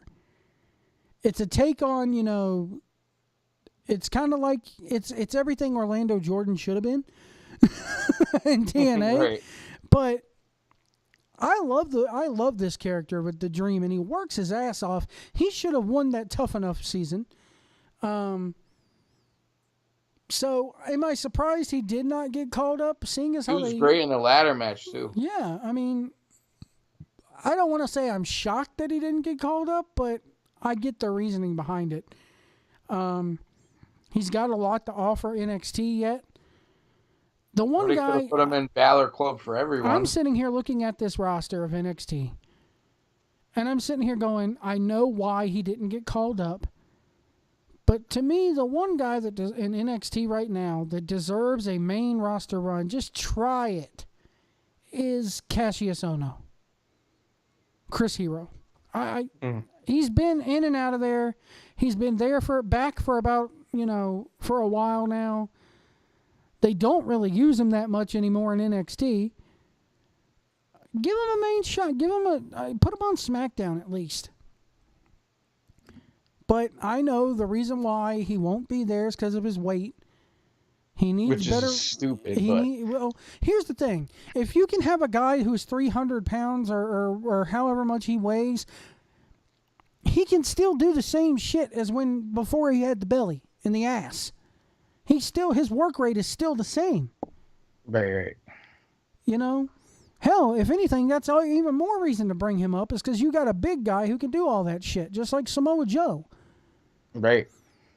Oh, by the way, Kevin Owens. By the way, they just ran a women's angle where they shouldn't be fat shaming people, and Roman Reigns calls Samoa Joe a lazy fat ass. Good, be a star, WWE, be a star. Your top babyface, who you're trying desperately to get over right now, just called someone lazy and fat. Be a star. You just want to dump on Reigns. Be a star. Be a star. Be a star. How about Jey Uso or Jimmy Uso's wife saving him this week? Your favorite, what's her face there? Naomi, your favorite women's wrestler, comes out to save her man this week. I like Naomi. Naomi's not that bad. It's just they had her come out. You crushed her on WrestleMania show. Dude, I crushed her because she won the damn Battle Royal and had no place winning it. You destroyed her on that show. She won the Female Anatomy Trophy. You're an ass.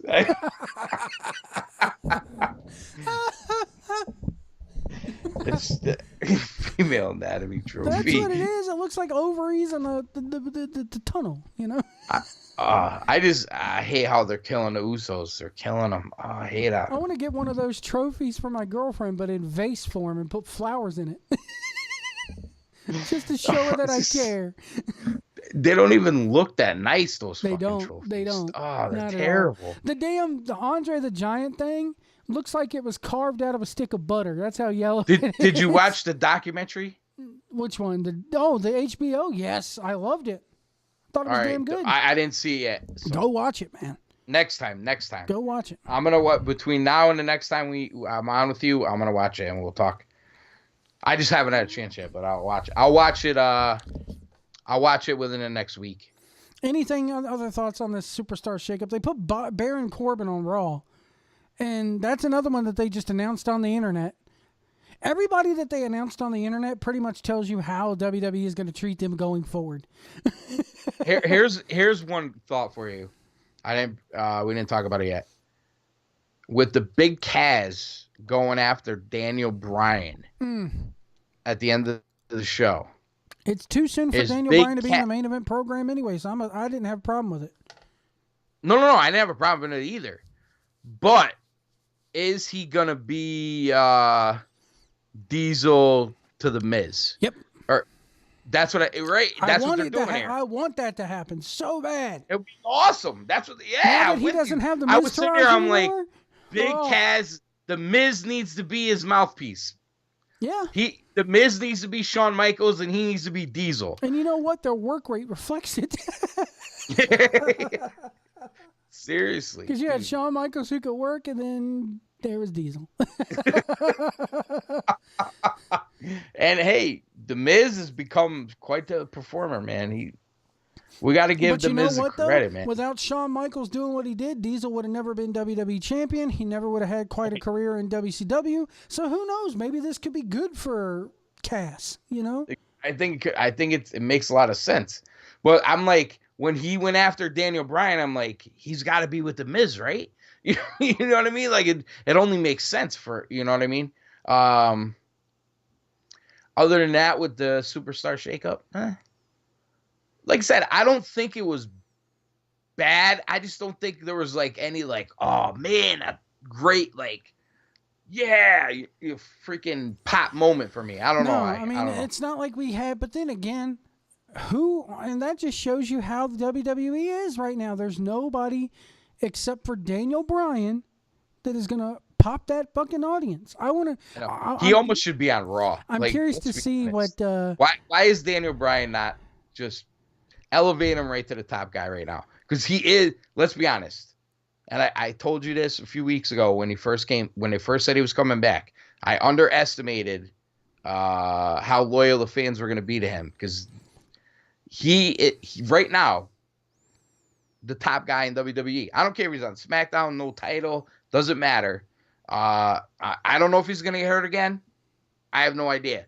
But right now, he is the top guy in wrestling. The top guy. The number one guy is Daniel Bryan. And he's on the WWE show. It did surprise me how the week after the SmackDown after WrestleMania, Paige is GM, which I like. That was cool. I like it. So Paige is out there and she announces Daniel Bryan versus AJ Styles. And I'm sitting there going, my God, here we are sitting there reading on the internet how he's going to have a light fucking schedule. And nope, they're taking his ass right to the bank. They're fucking, they've already hitched the horse wrestled to him. every show he's been back at. Yeah. I mean, they hitched the horse out to him. They're like, you want to fucking go out there and break your neck? Okay. Jesus, what? Let's be honest right now. Daniel Bryan signed every liability away from. They let him come back because of all the doctors. I get it, but I'm telling you right now, I guarantee you. I can't guarantee it but you know what I'm saying. Daniel Bryan at some point in this scenario signed all liability away from WWE. Oh, know he did it. He wanted it back so bad. He said, I got this doctor, this doctor, this doctor, this doctor. They go, okay, you got 5 doctors? Okay. Tell me right now, you get hurt, you can't sue us. Here's an amendment to your you contract. can wrestle every day, but if you get hurt, you can't sue us. You know the rumor about him having to go to the trainer's room and take tests after every single match and all that? I think that's true. But I think it's another way of WWE covering their ass. But I guarantee you're right. I guarantee you they amended his contract to put a hold harmless clause in there. And for everybody sitting there going, Joe, that's just a gimmick in wrestling. No, they could put that in there for real. You know? No, come on. Let's be honest. These are not unionized sports contracts. No. Okay? This is a different scenario. This is like a guy doing his own stunts in the movie and then the movie company saying, hey, you want to do your own stunts, you get hurt, we're not liable. You know what I'm saying? It's the same thing. So I'd be shocked if he didn't sign that. I'm sure I'm sitting there looking at this going, I cannot get behind the Kevin Owens and Sami Zayn thing. I cannot get beyond. I can't get past Seth or Sami Zayn. I'm sorry, his ring work is good. But I cannot get past the fact that this dude is a spitting image of Seth Rogen, and I can't stand Seth Rogen. Like, every time I see Sami Zayn, I'm just sitting there going, what the fuck? Shave the beard or do something. You look just like Seth Rogen, you know? You know what I think the problem with him is? No matter what side he's on, whether he's...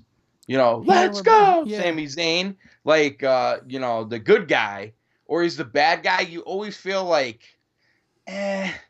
something's missing. You know what I mean? You always feel like he's the guy that's going to get his ass kicked because he's so skinny and shit. Right. I just don't feel like, I think part of it is all this, if you go back and look at the El Generico matches, he had a mask on. Yeah. You didn't see his face. You know what I'm saying? Like, he's like a twerp. That's it. I look at him and I'm like, you're a fucking twerp. You're fucking Steve Urkel. You're Screech. You're Screech. Screech is more like it. Screech. Screech. That's Steve Urkel. Screech. You're Screech. You're Screech with red hair. Okay? You're fucking Screech. You're a twerp. That's when I see Sami Zayn, that's what I think. Anything else about this? I believe Shane McMahon could kick Sami Zayn's ass. I believe he can do it in real life. You know what I'm saying? When Shane McMahon wrestles AJ Styles or Kevin Owens or the Undertaker, I don't believe it. But when he wrestles Sami Zayn, I think he can kick his ass. Yeah. It's perception. You know what I mean? In NXT though, here's what kills me about if he had not gotten injured in NXT, he would have been fucking great, you know. But he got injured and then had to come back. Had that long, few months where he was gone. But I think that if he would have not have gotten injured, he would have been like the guy for like 2 years down in NXT, no doubt. You know. I feel like he's a lot like Nakamura. Mm-hmm. And even Balor to an extent where. And the big takeover match. Yeah. You know what I mean? With whether it was, early on takeover matches or his takeover match with Nakamura. But I just feel like those guys, when you see them in those big spots, it's great. Just a wrestling match. Great wrestling match. But when all the other levels come into play, there's something missing. You know what I mean? Let's talk about Nakamura because our pal Jeff Edwards talks about karate chop. And I think he's reached that point, only it's karate chop your balls. But here's what kills me. Speak English. I like the no speak English. I love it. I like heel Nakamura. I don't care. Let him go around punching. Let him go around punching everybody in the nuts. I mean, I don't care. A long time ago. But I mean, karate chop. But here's the guy who's like king of strong style, and he has all these fancy moves, and now that he's heel, just punch him in the nuts, and it's a total heel. It fits. It totally fits his character. Punch him in the nuts and knee him in the head. Yeah, that's it. You know what? And I couldn't be happier about it. I could not like it more because I'm sitting there going, it's a complete 180 from babyface Nakamura, and I love it.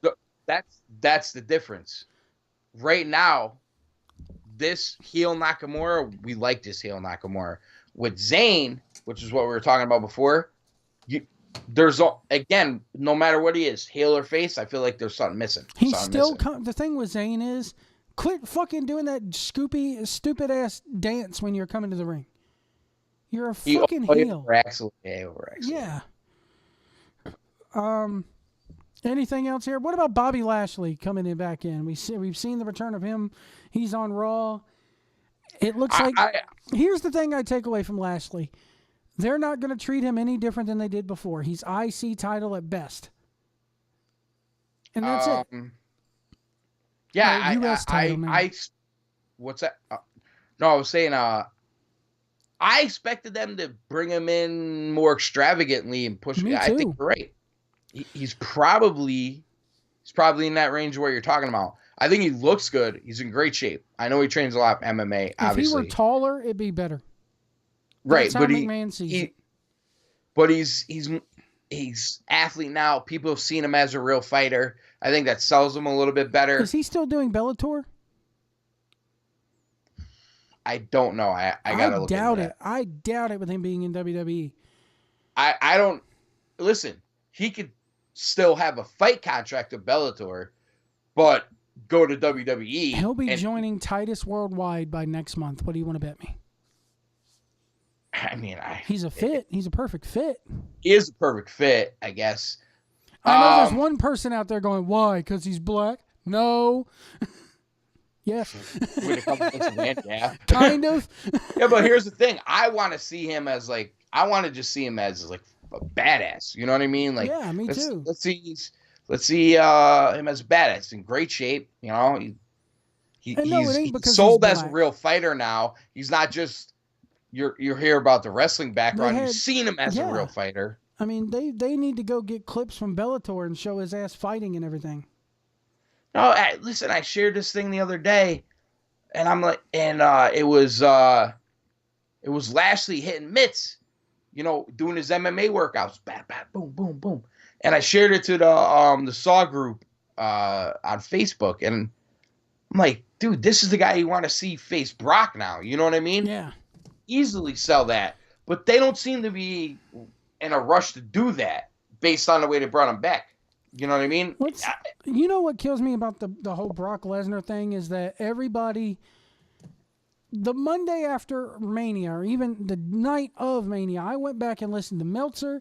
I went back and listened to the Wrestling Inc. guys. I went back and listened to the damn, the Torch.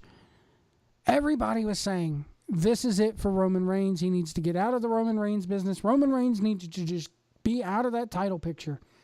But they're still going with it because of this fucking Royal Rumble, this damn Saudi Arabia thing. Right. And they're going to change the title. He'll get that title in that cage match, man. What you want to bet me next Friday? The internet's going to blow the fuck up because Roman Reigns is going to win. Because I look at it this way. It's Saudi Arabia. Right, he's going to get over They're lucky to have paved roads, let alone fucking WWE and all this shit. I read an article here on... Before you women could drive there now. Just as of this year. I mean, they're making advancement. The first time, we're so bad in this country, but women just are allowed to drive this year in Saudi Arabia. Okay, and here's another thing. They just opened up the first movie theater in Salt Blanc where they showed Black Panther. It's the first movie theater that they've had open in 35 years. And women were allowed to come watch the movies. But did you hear what they're doing about the tickets for this damn Royal Rumble thing? No. Okay. So the first few rows, VIPs, okay? Whatever. That's oil tycoons. Yeah. How do you think Mr. Green Shirt and canvas hat sits in front row of everything? Okay? Right. The second row and all the way up until the upper bowl of the arena is for families. You have to be a man with a woman or a child in order to sit in those seats. You cannot, It says literally families only. The single men, they have to sit in the upper bowl, and you can't even pick your seat. You could pick your section, but they assign seats when you get to the building. This is going to wait. Hold on. You, if you're a single man, you cannot sit below the upper bowl. Yeah. What the fuck?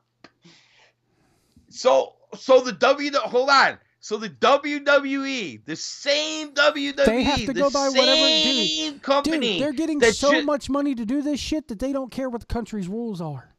That's my point with the Balor clubs for everyone, and the rainbow socks and everything at WrestleMania week, which Balor didn't wear this week, by the way. He only wore it on WrestleMania week with this political statement. Goes there where they clearly are not accepting of things. Like, come on. When do they ever get called to the carpet for this shit? Like, when do they ever get called here's to what the kills carpet? me.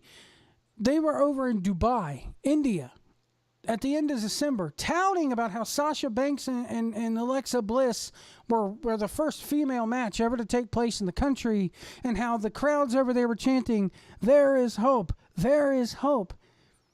And now you go to Saudi Arabia, and women aren't even allowed on the fucking card? Why would you even run a country like that? And here's the answer, people.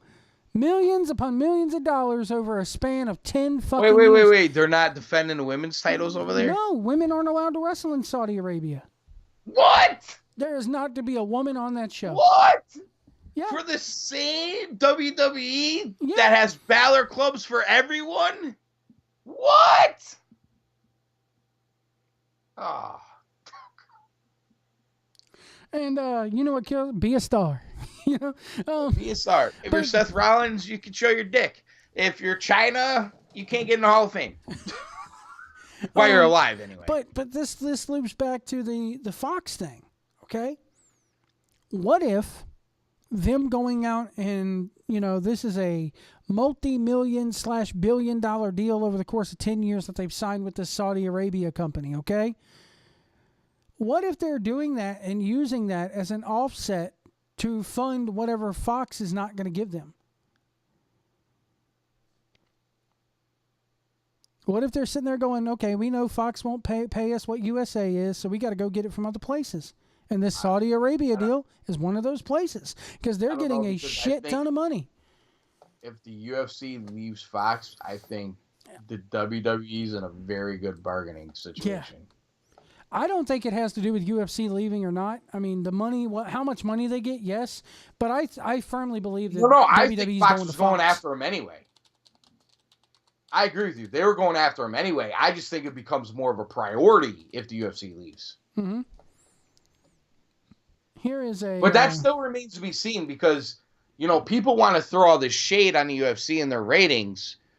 And, you know, but in the 18 to 49 male rating on Saturday night, the UFC was number 2 only to the NBA playoffs. So that, for Fox, who doesn't have the NBA, that's a win for them. Mm-hmm. Fox is also getting, you know, Thursday night football coming up too. So, you know, you could have wrestling on Mondays and Tuesdays, Wednesdays it's whatever, Thursdays you got, you know, you got football. Right, and then you're gonna, you know, go head to head with ESPN or NBC, who's showing a UFC show that night, because they're gonna spread them out during the week now too. You know what I mean? So that, you know, if Fox loses that, they're gonna go head to head with that, with WWE, with the NFL, with NASCAR. You know, that's what they're gonna do. I can't find out. I'm sure I've seen it before, but this is a 10-year deal that they got with Saudi Arabia. And it's like every year for 10 years. It's every year for 10 years.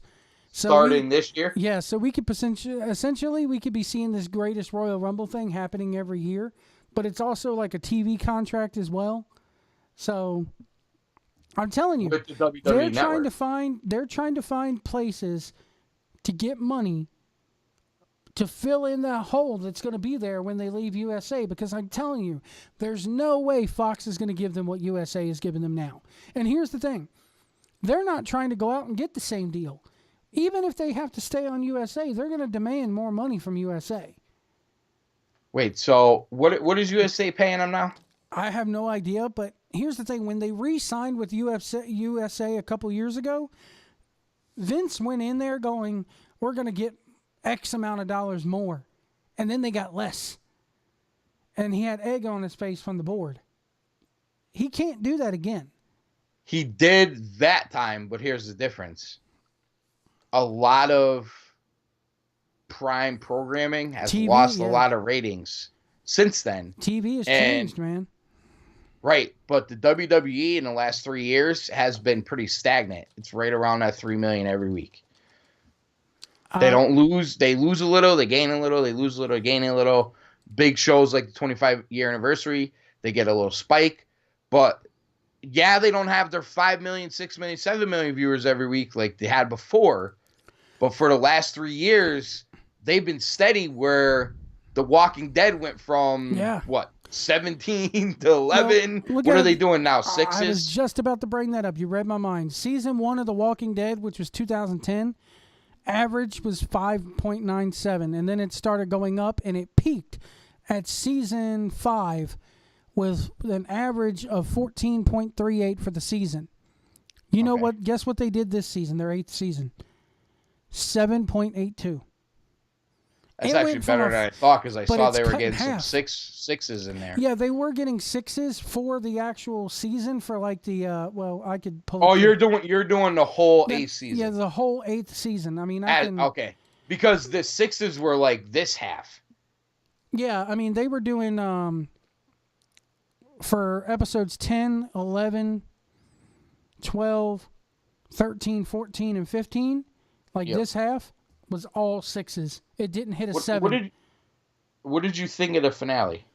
I liked it. I felt like they did go with the comics and everything, but then there's some shit like the Dwight thing that was like, no, I did a whole podcast on that this week on the newly formed Stupid Mark show. I got to check that out. I kind of like the because I'm like, all right, so they caught Negan and all this. I'm like, and that's the way it happens in the comics. He gets his throat cut, but they don't kill him. They put him in that. Remember that jail cell that Morgan built way back in like season 6 or 7? Yeah, that's where Negan's going. All right. So, well, here's the thing. I was like, all right, if Negan's in a jail cell and there's harmony and they're building. There's going to be a time skip, right? Right, and I'm like, wait a minute, that's going to be freaking boring as hell, right? I worked in the comics. So anyway, when Maggie had the mafia meeting, and then when she was saying what she was saying and the music played, I'm like, oh, here we go. Now the Civil War is gonna happen. You know what I mean? Like, all right, I like where they're going. Daryl walking in from the shadows. Yeah, Daryl. Right, you got Maggie, Daryl walking in. Like, all right, I'm sick of Rick shit. We're gonna show me Sean. You know what I mean? But the real enemy is yet to come. Because you don't read the comics. Do you know about the Whisperers? No, don't tell me. I don't read the comic. The Whisperers are awesome. That's in the comic books between All Out War and A New Beginning, there is about a 2 to 3 year gap. And like you said, everything's flourishing. Dwight, who they wrote off, is actually the one that gets put in charge of the Saviors. So he's still at the sanctuary running them, but in a good way. And then they have the Whisperers come along. And that Whisperer storyline heavily involves Carl, who is killed. Right. And a lot of people tuned in to see Carl's death. Like the season opener of this show of this season did 11.44 million viewers. 11. WWE's never reached 11 million homes. And then it bottomed out. The mid-season finale when Carl was bitten, which is how it's got to be, and then the next episode where he actually dies, did the mid-season finale did a 7.89, and then the mid-season, like the next episode, episode 9, did a 8.28. But like you said, while ratings are going down, WWE's have been stagnant for the last 10 years. Well, I wouldn't say that. Because they did there is a significant drop from like about 5 million viewers to 3 million viewers Yeah. about About 3-4 years ago. Yeah, ever since Punk But- left. But since then, Or I'll say this: when Punk, they did have a little bit of a resurgence when Punk did the Money in the Bank, like during the summer of Punk.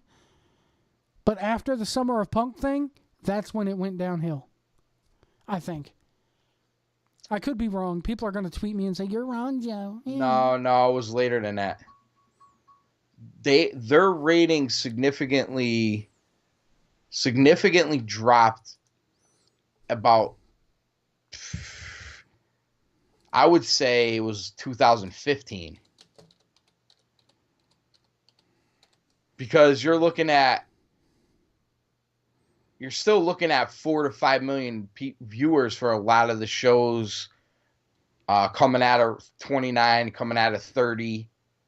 Their ratings significantly dropped after the Daniel Bryan injuries. Yeah. That's where it significantly dropped. I think that's why that's probably another reason why you got a hatred for Reigns out there, because that's kind of his era. So, in fairness, that's kind of his era. If you're going back to 2014, they were still doing 2s and 3s the whole year. You got to take it back further than that. You got to go probably back to, 2013 probably. All right, still. And dude, they did 4s and 5s in 2013 for sure. Let me look here. God, I haven't been on this side. I'm at Gerwick.net. What are you looking? Are you looking at the overall rating? Or are you looking at? Yeah, I'm looking at it. I'm looking at it week by week, overall. And this is 2013, and I'm seeing nothing but 3s and 2s. No way, dude. Yeah. You're looking at the wrong thing, dude.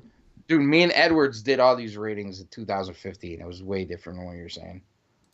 I'll go look at another site here. Hold on.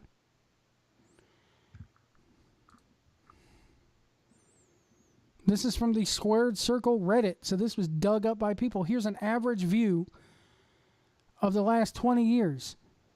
And this is a overall for the year average. The last time it was a 5 was 2000. Then they were in 2002. They did 4s. And now keep in mind, this is for the whole year, an average for the whole year, not week by week.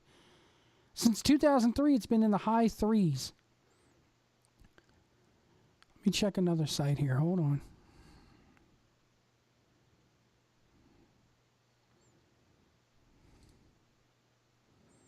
Here we go. I found a line graph.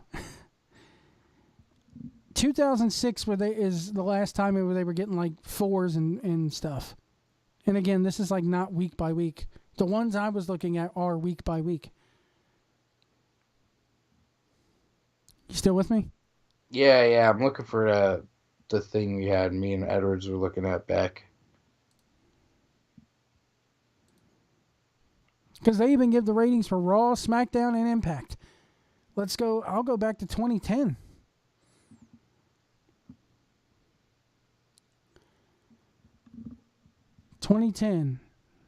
They were doing high 3s. Like the first Raw of 2010 did a 3.6, which is high for them at this point.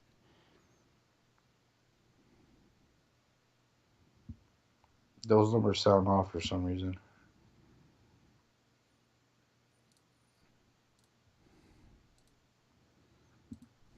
Hold on. Trying to see if I can look at I'll look it up here.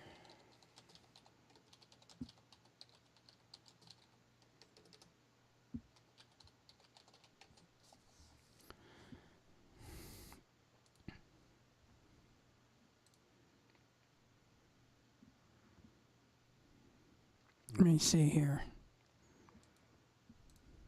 Yeah, I kind of see a graph where this graph shows this is between. Yeah, you're about right, because this graph shows 2013 and 2014. Here's another one. This is at 2xzone.com. Yeah, they're about 4. Yeah, they're all about high 3s, middle to high 3s. Now in 2009 they were doing 4. They did a 4.0. Maybe that's what 2009 we were looking back. We were looking at some ratings that were like, maybe they were just the Monday after Mania. Yeah, That were. because I'm telling I you, think that's probably where we're, they haven't because the done Monday after anything. Manias were like 6-5, and now they're the same threes. You know. Yeah, I they think haven't that's really. I think that might have been just the Monday after Mania. They haven't done anything. I'll put it this way: July 16th of 2001, I think, is the last time they did any. Well, no, I have to scroll down here. Well, they did a 4.6. August 20th of 2001, they did a 5.2. Ever since then, fours and maybe a 5 every now and then. Maybe that was if they did it. There were a couple Mania. There were a couple Raws after Mania that did 5s. I think 2013, the one after 29, where Ziggler cashed in. I think that one did over 5. Let me look here. But their biggest rating in the last 2 years was the 25-year anniversary, which is the nostalgia. You know, what I think they did like a 4.5, 4.7, something like that. He would have cashed in. Nah, man. I'm looking at 2013 here. He would have cashed in somewhere around between April 1st and April 8th. April 8th, I think they did a 3.45, and that was probably the night Ziggler cashed in. No, I think that one might have been like March. Hold on, I'm looking at it right now. Oh yeah, April 8th, because it was April 7, 2013. I'm telling you, they're in dire straits right now. I mean, you look at 2012 and they were doing high 2s by the end of 2012, and that's. So they've been really stagnant in their ratings for the last 15 years. That's not necessarily a bad thing, though. No, it's not. Not when you have people leaving TV and cutting the cord and all that. That's not a bad thing at all. At all. This thing with The Walking Dead, AMC's looking at these numbers for everybody who thinks Walking Dead is stale and Walking Dead's going to get canceled. They're looking at 7.2 and 6 point whatever, and they're going, hell, people are watching this instead of Netflix right now. Or, you know, that's the way they look at it now. USA's thinking the same thing. 3 point whatever million people are watching us instead of watching Netflix right now, or watching Hulu, or watching the Disney streaming service that's getting ready to come out, or going to the movies. So a 3.0 is not necessarily a bad thing.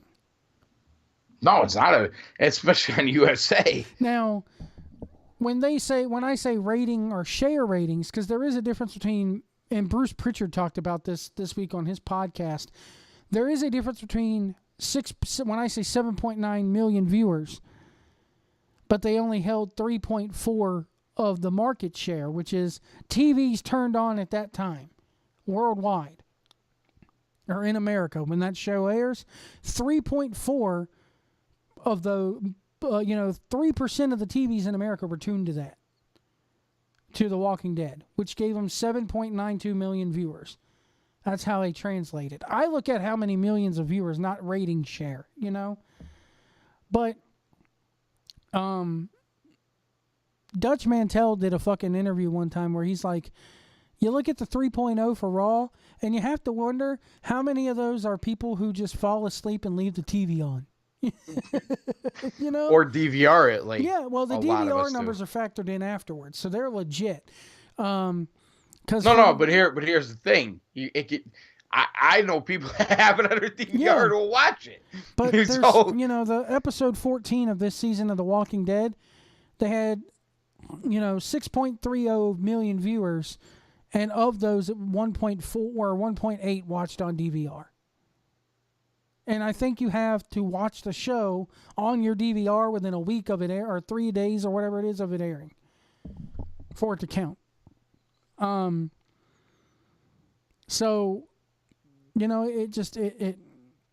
well, let's put it this way. They had according to this chart I'm looking at, episode 14 of this season did 6.30 million viewers live, 3.68 million viewers taped, or that watched it afterwards, for a total million of 9.99. Almost 10 million people are watching that show each and every week. That was which show? Walking Dead. That was episode 14 of The Walking Dead. And that's so they picked up another 3-4 million afterwards. After on DVR. Okay. Plus, gotcha. what they don't also factor in is Comcast this year is trying a new thing with AMC called AMC Prime, I think it is, where you could pay $10 a month and you can they'll drop The Walking Dead on this thing on demand without commercials at 9 o'clock on Sunday, so you can watch it without commercials. What about people that watch Raw, SmackDown on Hulu? I don't know if that counts because it's an edited down version. Only Raw is. SmackDown's the full version. It is? Yep. Really? They don't take nothing out? I don't know. Actually, they haven't even said. Actually, you know what? I want to pull up Raw sometime because lately they haven't been saying that Raw's edited down either. Except for when they did the ultimate deletion, that didn't even air on the Hulu thing. Oh, they did. It didn't. Nope. So it has to be edited down then. Yeah, there's no way they could take It's 3 hours on USA, and I think they edited it down to 2 on Hulu. Let me pull it up. I'll tell you right now because I got Hulu Plus. Oh my God, you pay for that?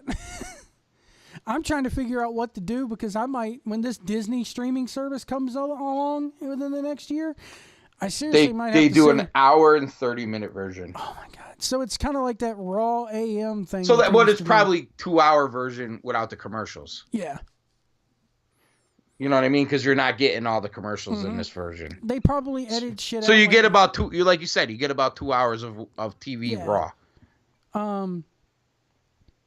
And that's another thing, man. Here we got to talk about this too. If they go to Fox, that show's got to be 2 hours. Gotta be. If it's on the Fox net, well, hell, even if it's on FS1, because I don't know how it is up north. My local Fox station down here at 10 o'clock, the new local news comes on. Yep. And that's going to be such... sports. That's why... Unless there's sports. Yeah. So, ideally, they could do from 8 to 10, have your little 10-minute overrun, and then the news comes on. I think the internet wants them to go to Fox. I want them to go to Fox just for that reason.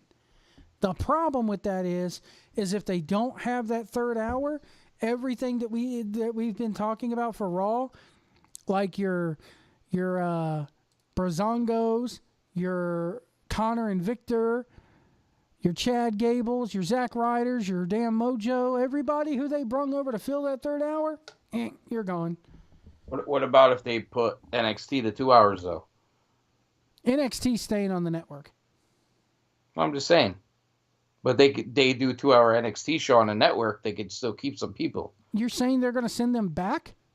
I don't know. Here's the problem I have with people going, they should put such and such back to NXT. The problem is they've already been up to the main roster and had that taint put on them. So sending them back down there, you can't book them the same way once they've been on that main roster. You can't sit there and take somebody who's a badass on NXT, go up to the main roster, be a total fucking stumblebum, and then expect that NXT to come back down there and accept them again as a badass. Yeah. Because then it takes, like I said, it's been like this for a year with me. That's why I don't watch NXT every week and get invested in it like I did. Because I'm sitting here going, I take every character I see with a grain of salt. Because I know that they're going to be down there for 2-3 years, and then they're going to go up to Vince, and then they're going to get fucking tarnished to where I won't care about them anymore. It happened with Adam Rose. It's happened with everybody except for The Shield and Owens and Zayn, just like you said. Hell, No Way Jose, who is a former CWF guy. He's the new Adam Rose. He is. That's a good fucking point. Line. Yeah, he's the new Adam Rose. He is. And you know what I said when they first debuted that No Way Jose gimmick? I'm like, I know this guy's a CWF guy, and I know I should be supportive of him. But the second I saw that No Way Jose gimmick in person, it was at an NXT show after Mania 32, I want to say. Whatever one was, it wasn't Orlando. It was New York. The one that was in New York. 29 was in New York. It might have been, no, man, it couldn't have been that far. You're talking about Dallas in 32? It might have been because Balor and Nakamura teamed up to fight Dillinger and somebody else on the NXT. It was the Thursday after WrestleMania. They were in North Carolina. That makes sense because the Zayn Nakamura match was at NXT for WrestleMania 32. Yeah. So, but this was before Balor called up. Balor would be called up the next year. Or after SummerSlam Day. It doesn't matter. But my thing was, I saw this No Way Jose gimmick. And I've been reading about it because when NXT does their little house shows in like Port St. Lucie, Florida and all them, that's where they try out the new characters before they bring them to Full Sail. And I heard about this No Way Jose, reading about him, talking about how he dances the cha-cha in the ring and all this, and his music. And I said, he's going to be the next Fandango. He's going to be the next joke. And they went worse with it. Because at least Fandango managed to get himself over a tiny bit. He's the next fucking Adam Rose. And Manny Garcia, the guy playing him, God bless him, he's a hell of a worker and deserves better than that shit. But on the other hand, if I'm him, I'm playing that character to the hilt because it's paying the bills, you know? I can't blame the guy. I don't blame the wrestler. I blame Vince for putting that type, and people like Triple H for putting that type of gimmick on him, you know? Right. And it's funny with the whole NXT thing because I'm sitting upstairs and my girlfriend's watching Raw with me. And she points out Corey Graves. She goes, I like him. I'm like, honey, you don't watch this with me. Do you even know who he is? He goes, yeah, he's that guy on the ESPN special they did about NXT who can't work no more because he's got concussions, right? And I said, yeah. She goes, he was the guy that called his wife crying because he got fired, and then an hour later he called her back happy because he got the commentator job. That's the shit that casual fans like my girlfriend who doesn't really watch on a weekly basis, that's the shit they remember. Right. They remember the stories. She likes the documentaries. I'll sit there and put on one of the, like the Shawn Michaels documentary. I looked at her and says, you're a Christian, you'll like this. And I put on Shawn Michaels. She loved it. You know, she likes the documentary. She likes the little 24 specials that they do. Yeah. And she likes, she hates me listening to it in the car, but she'll listen because, hey, the driver gets to decide what's on the radio. I listen to podcasts going down the road. I don't hardly listen to radio anymore, you know? Right. And when I do listen to radio, it's the NASCAR radio or Busted Open with LaGreca and them, you know? So I don't listen to music hardly anymore.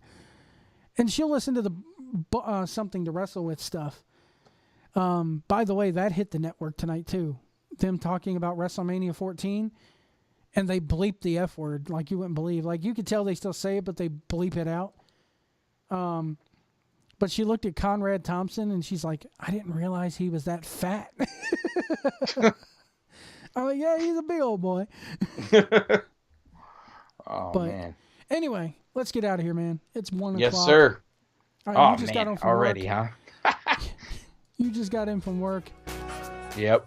But, folks, thank you for tuning in tonight. And if you're listening to this on the YouTube version, thank you for tuning in. We'll see you next week. We'll see you down the road.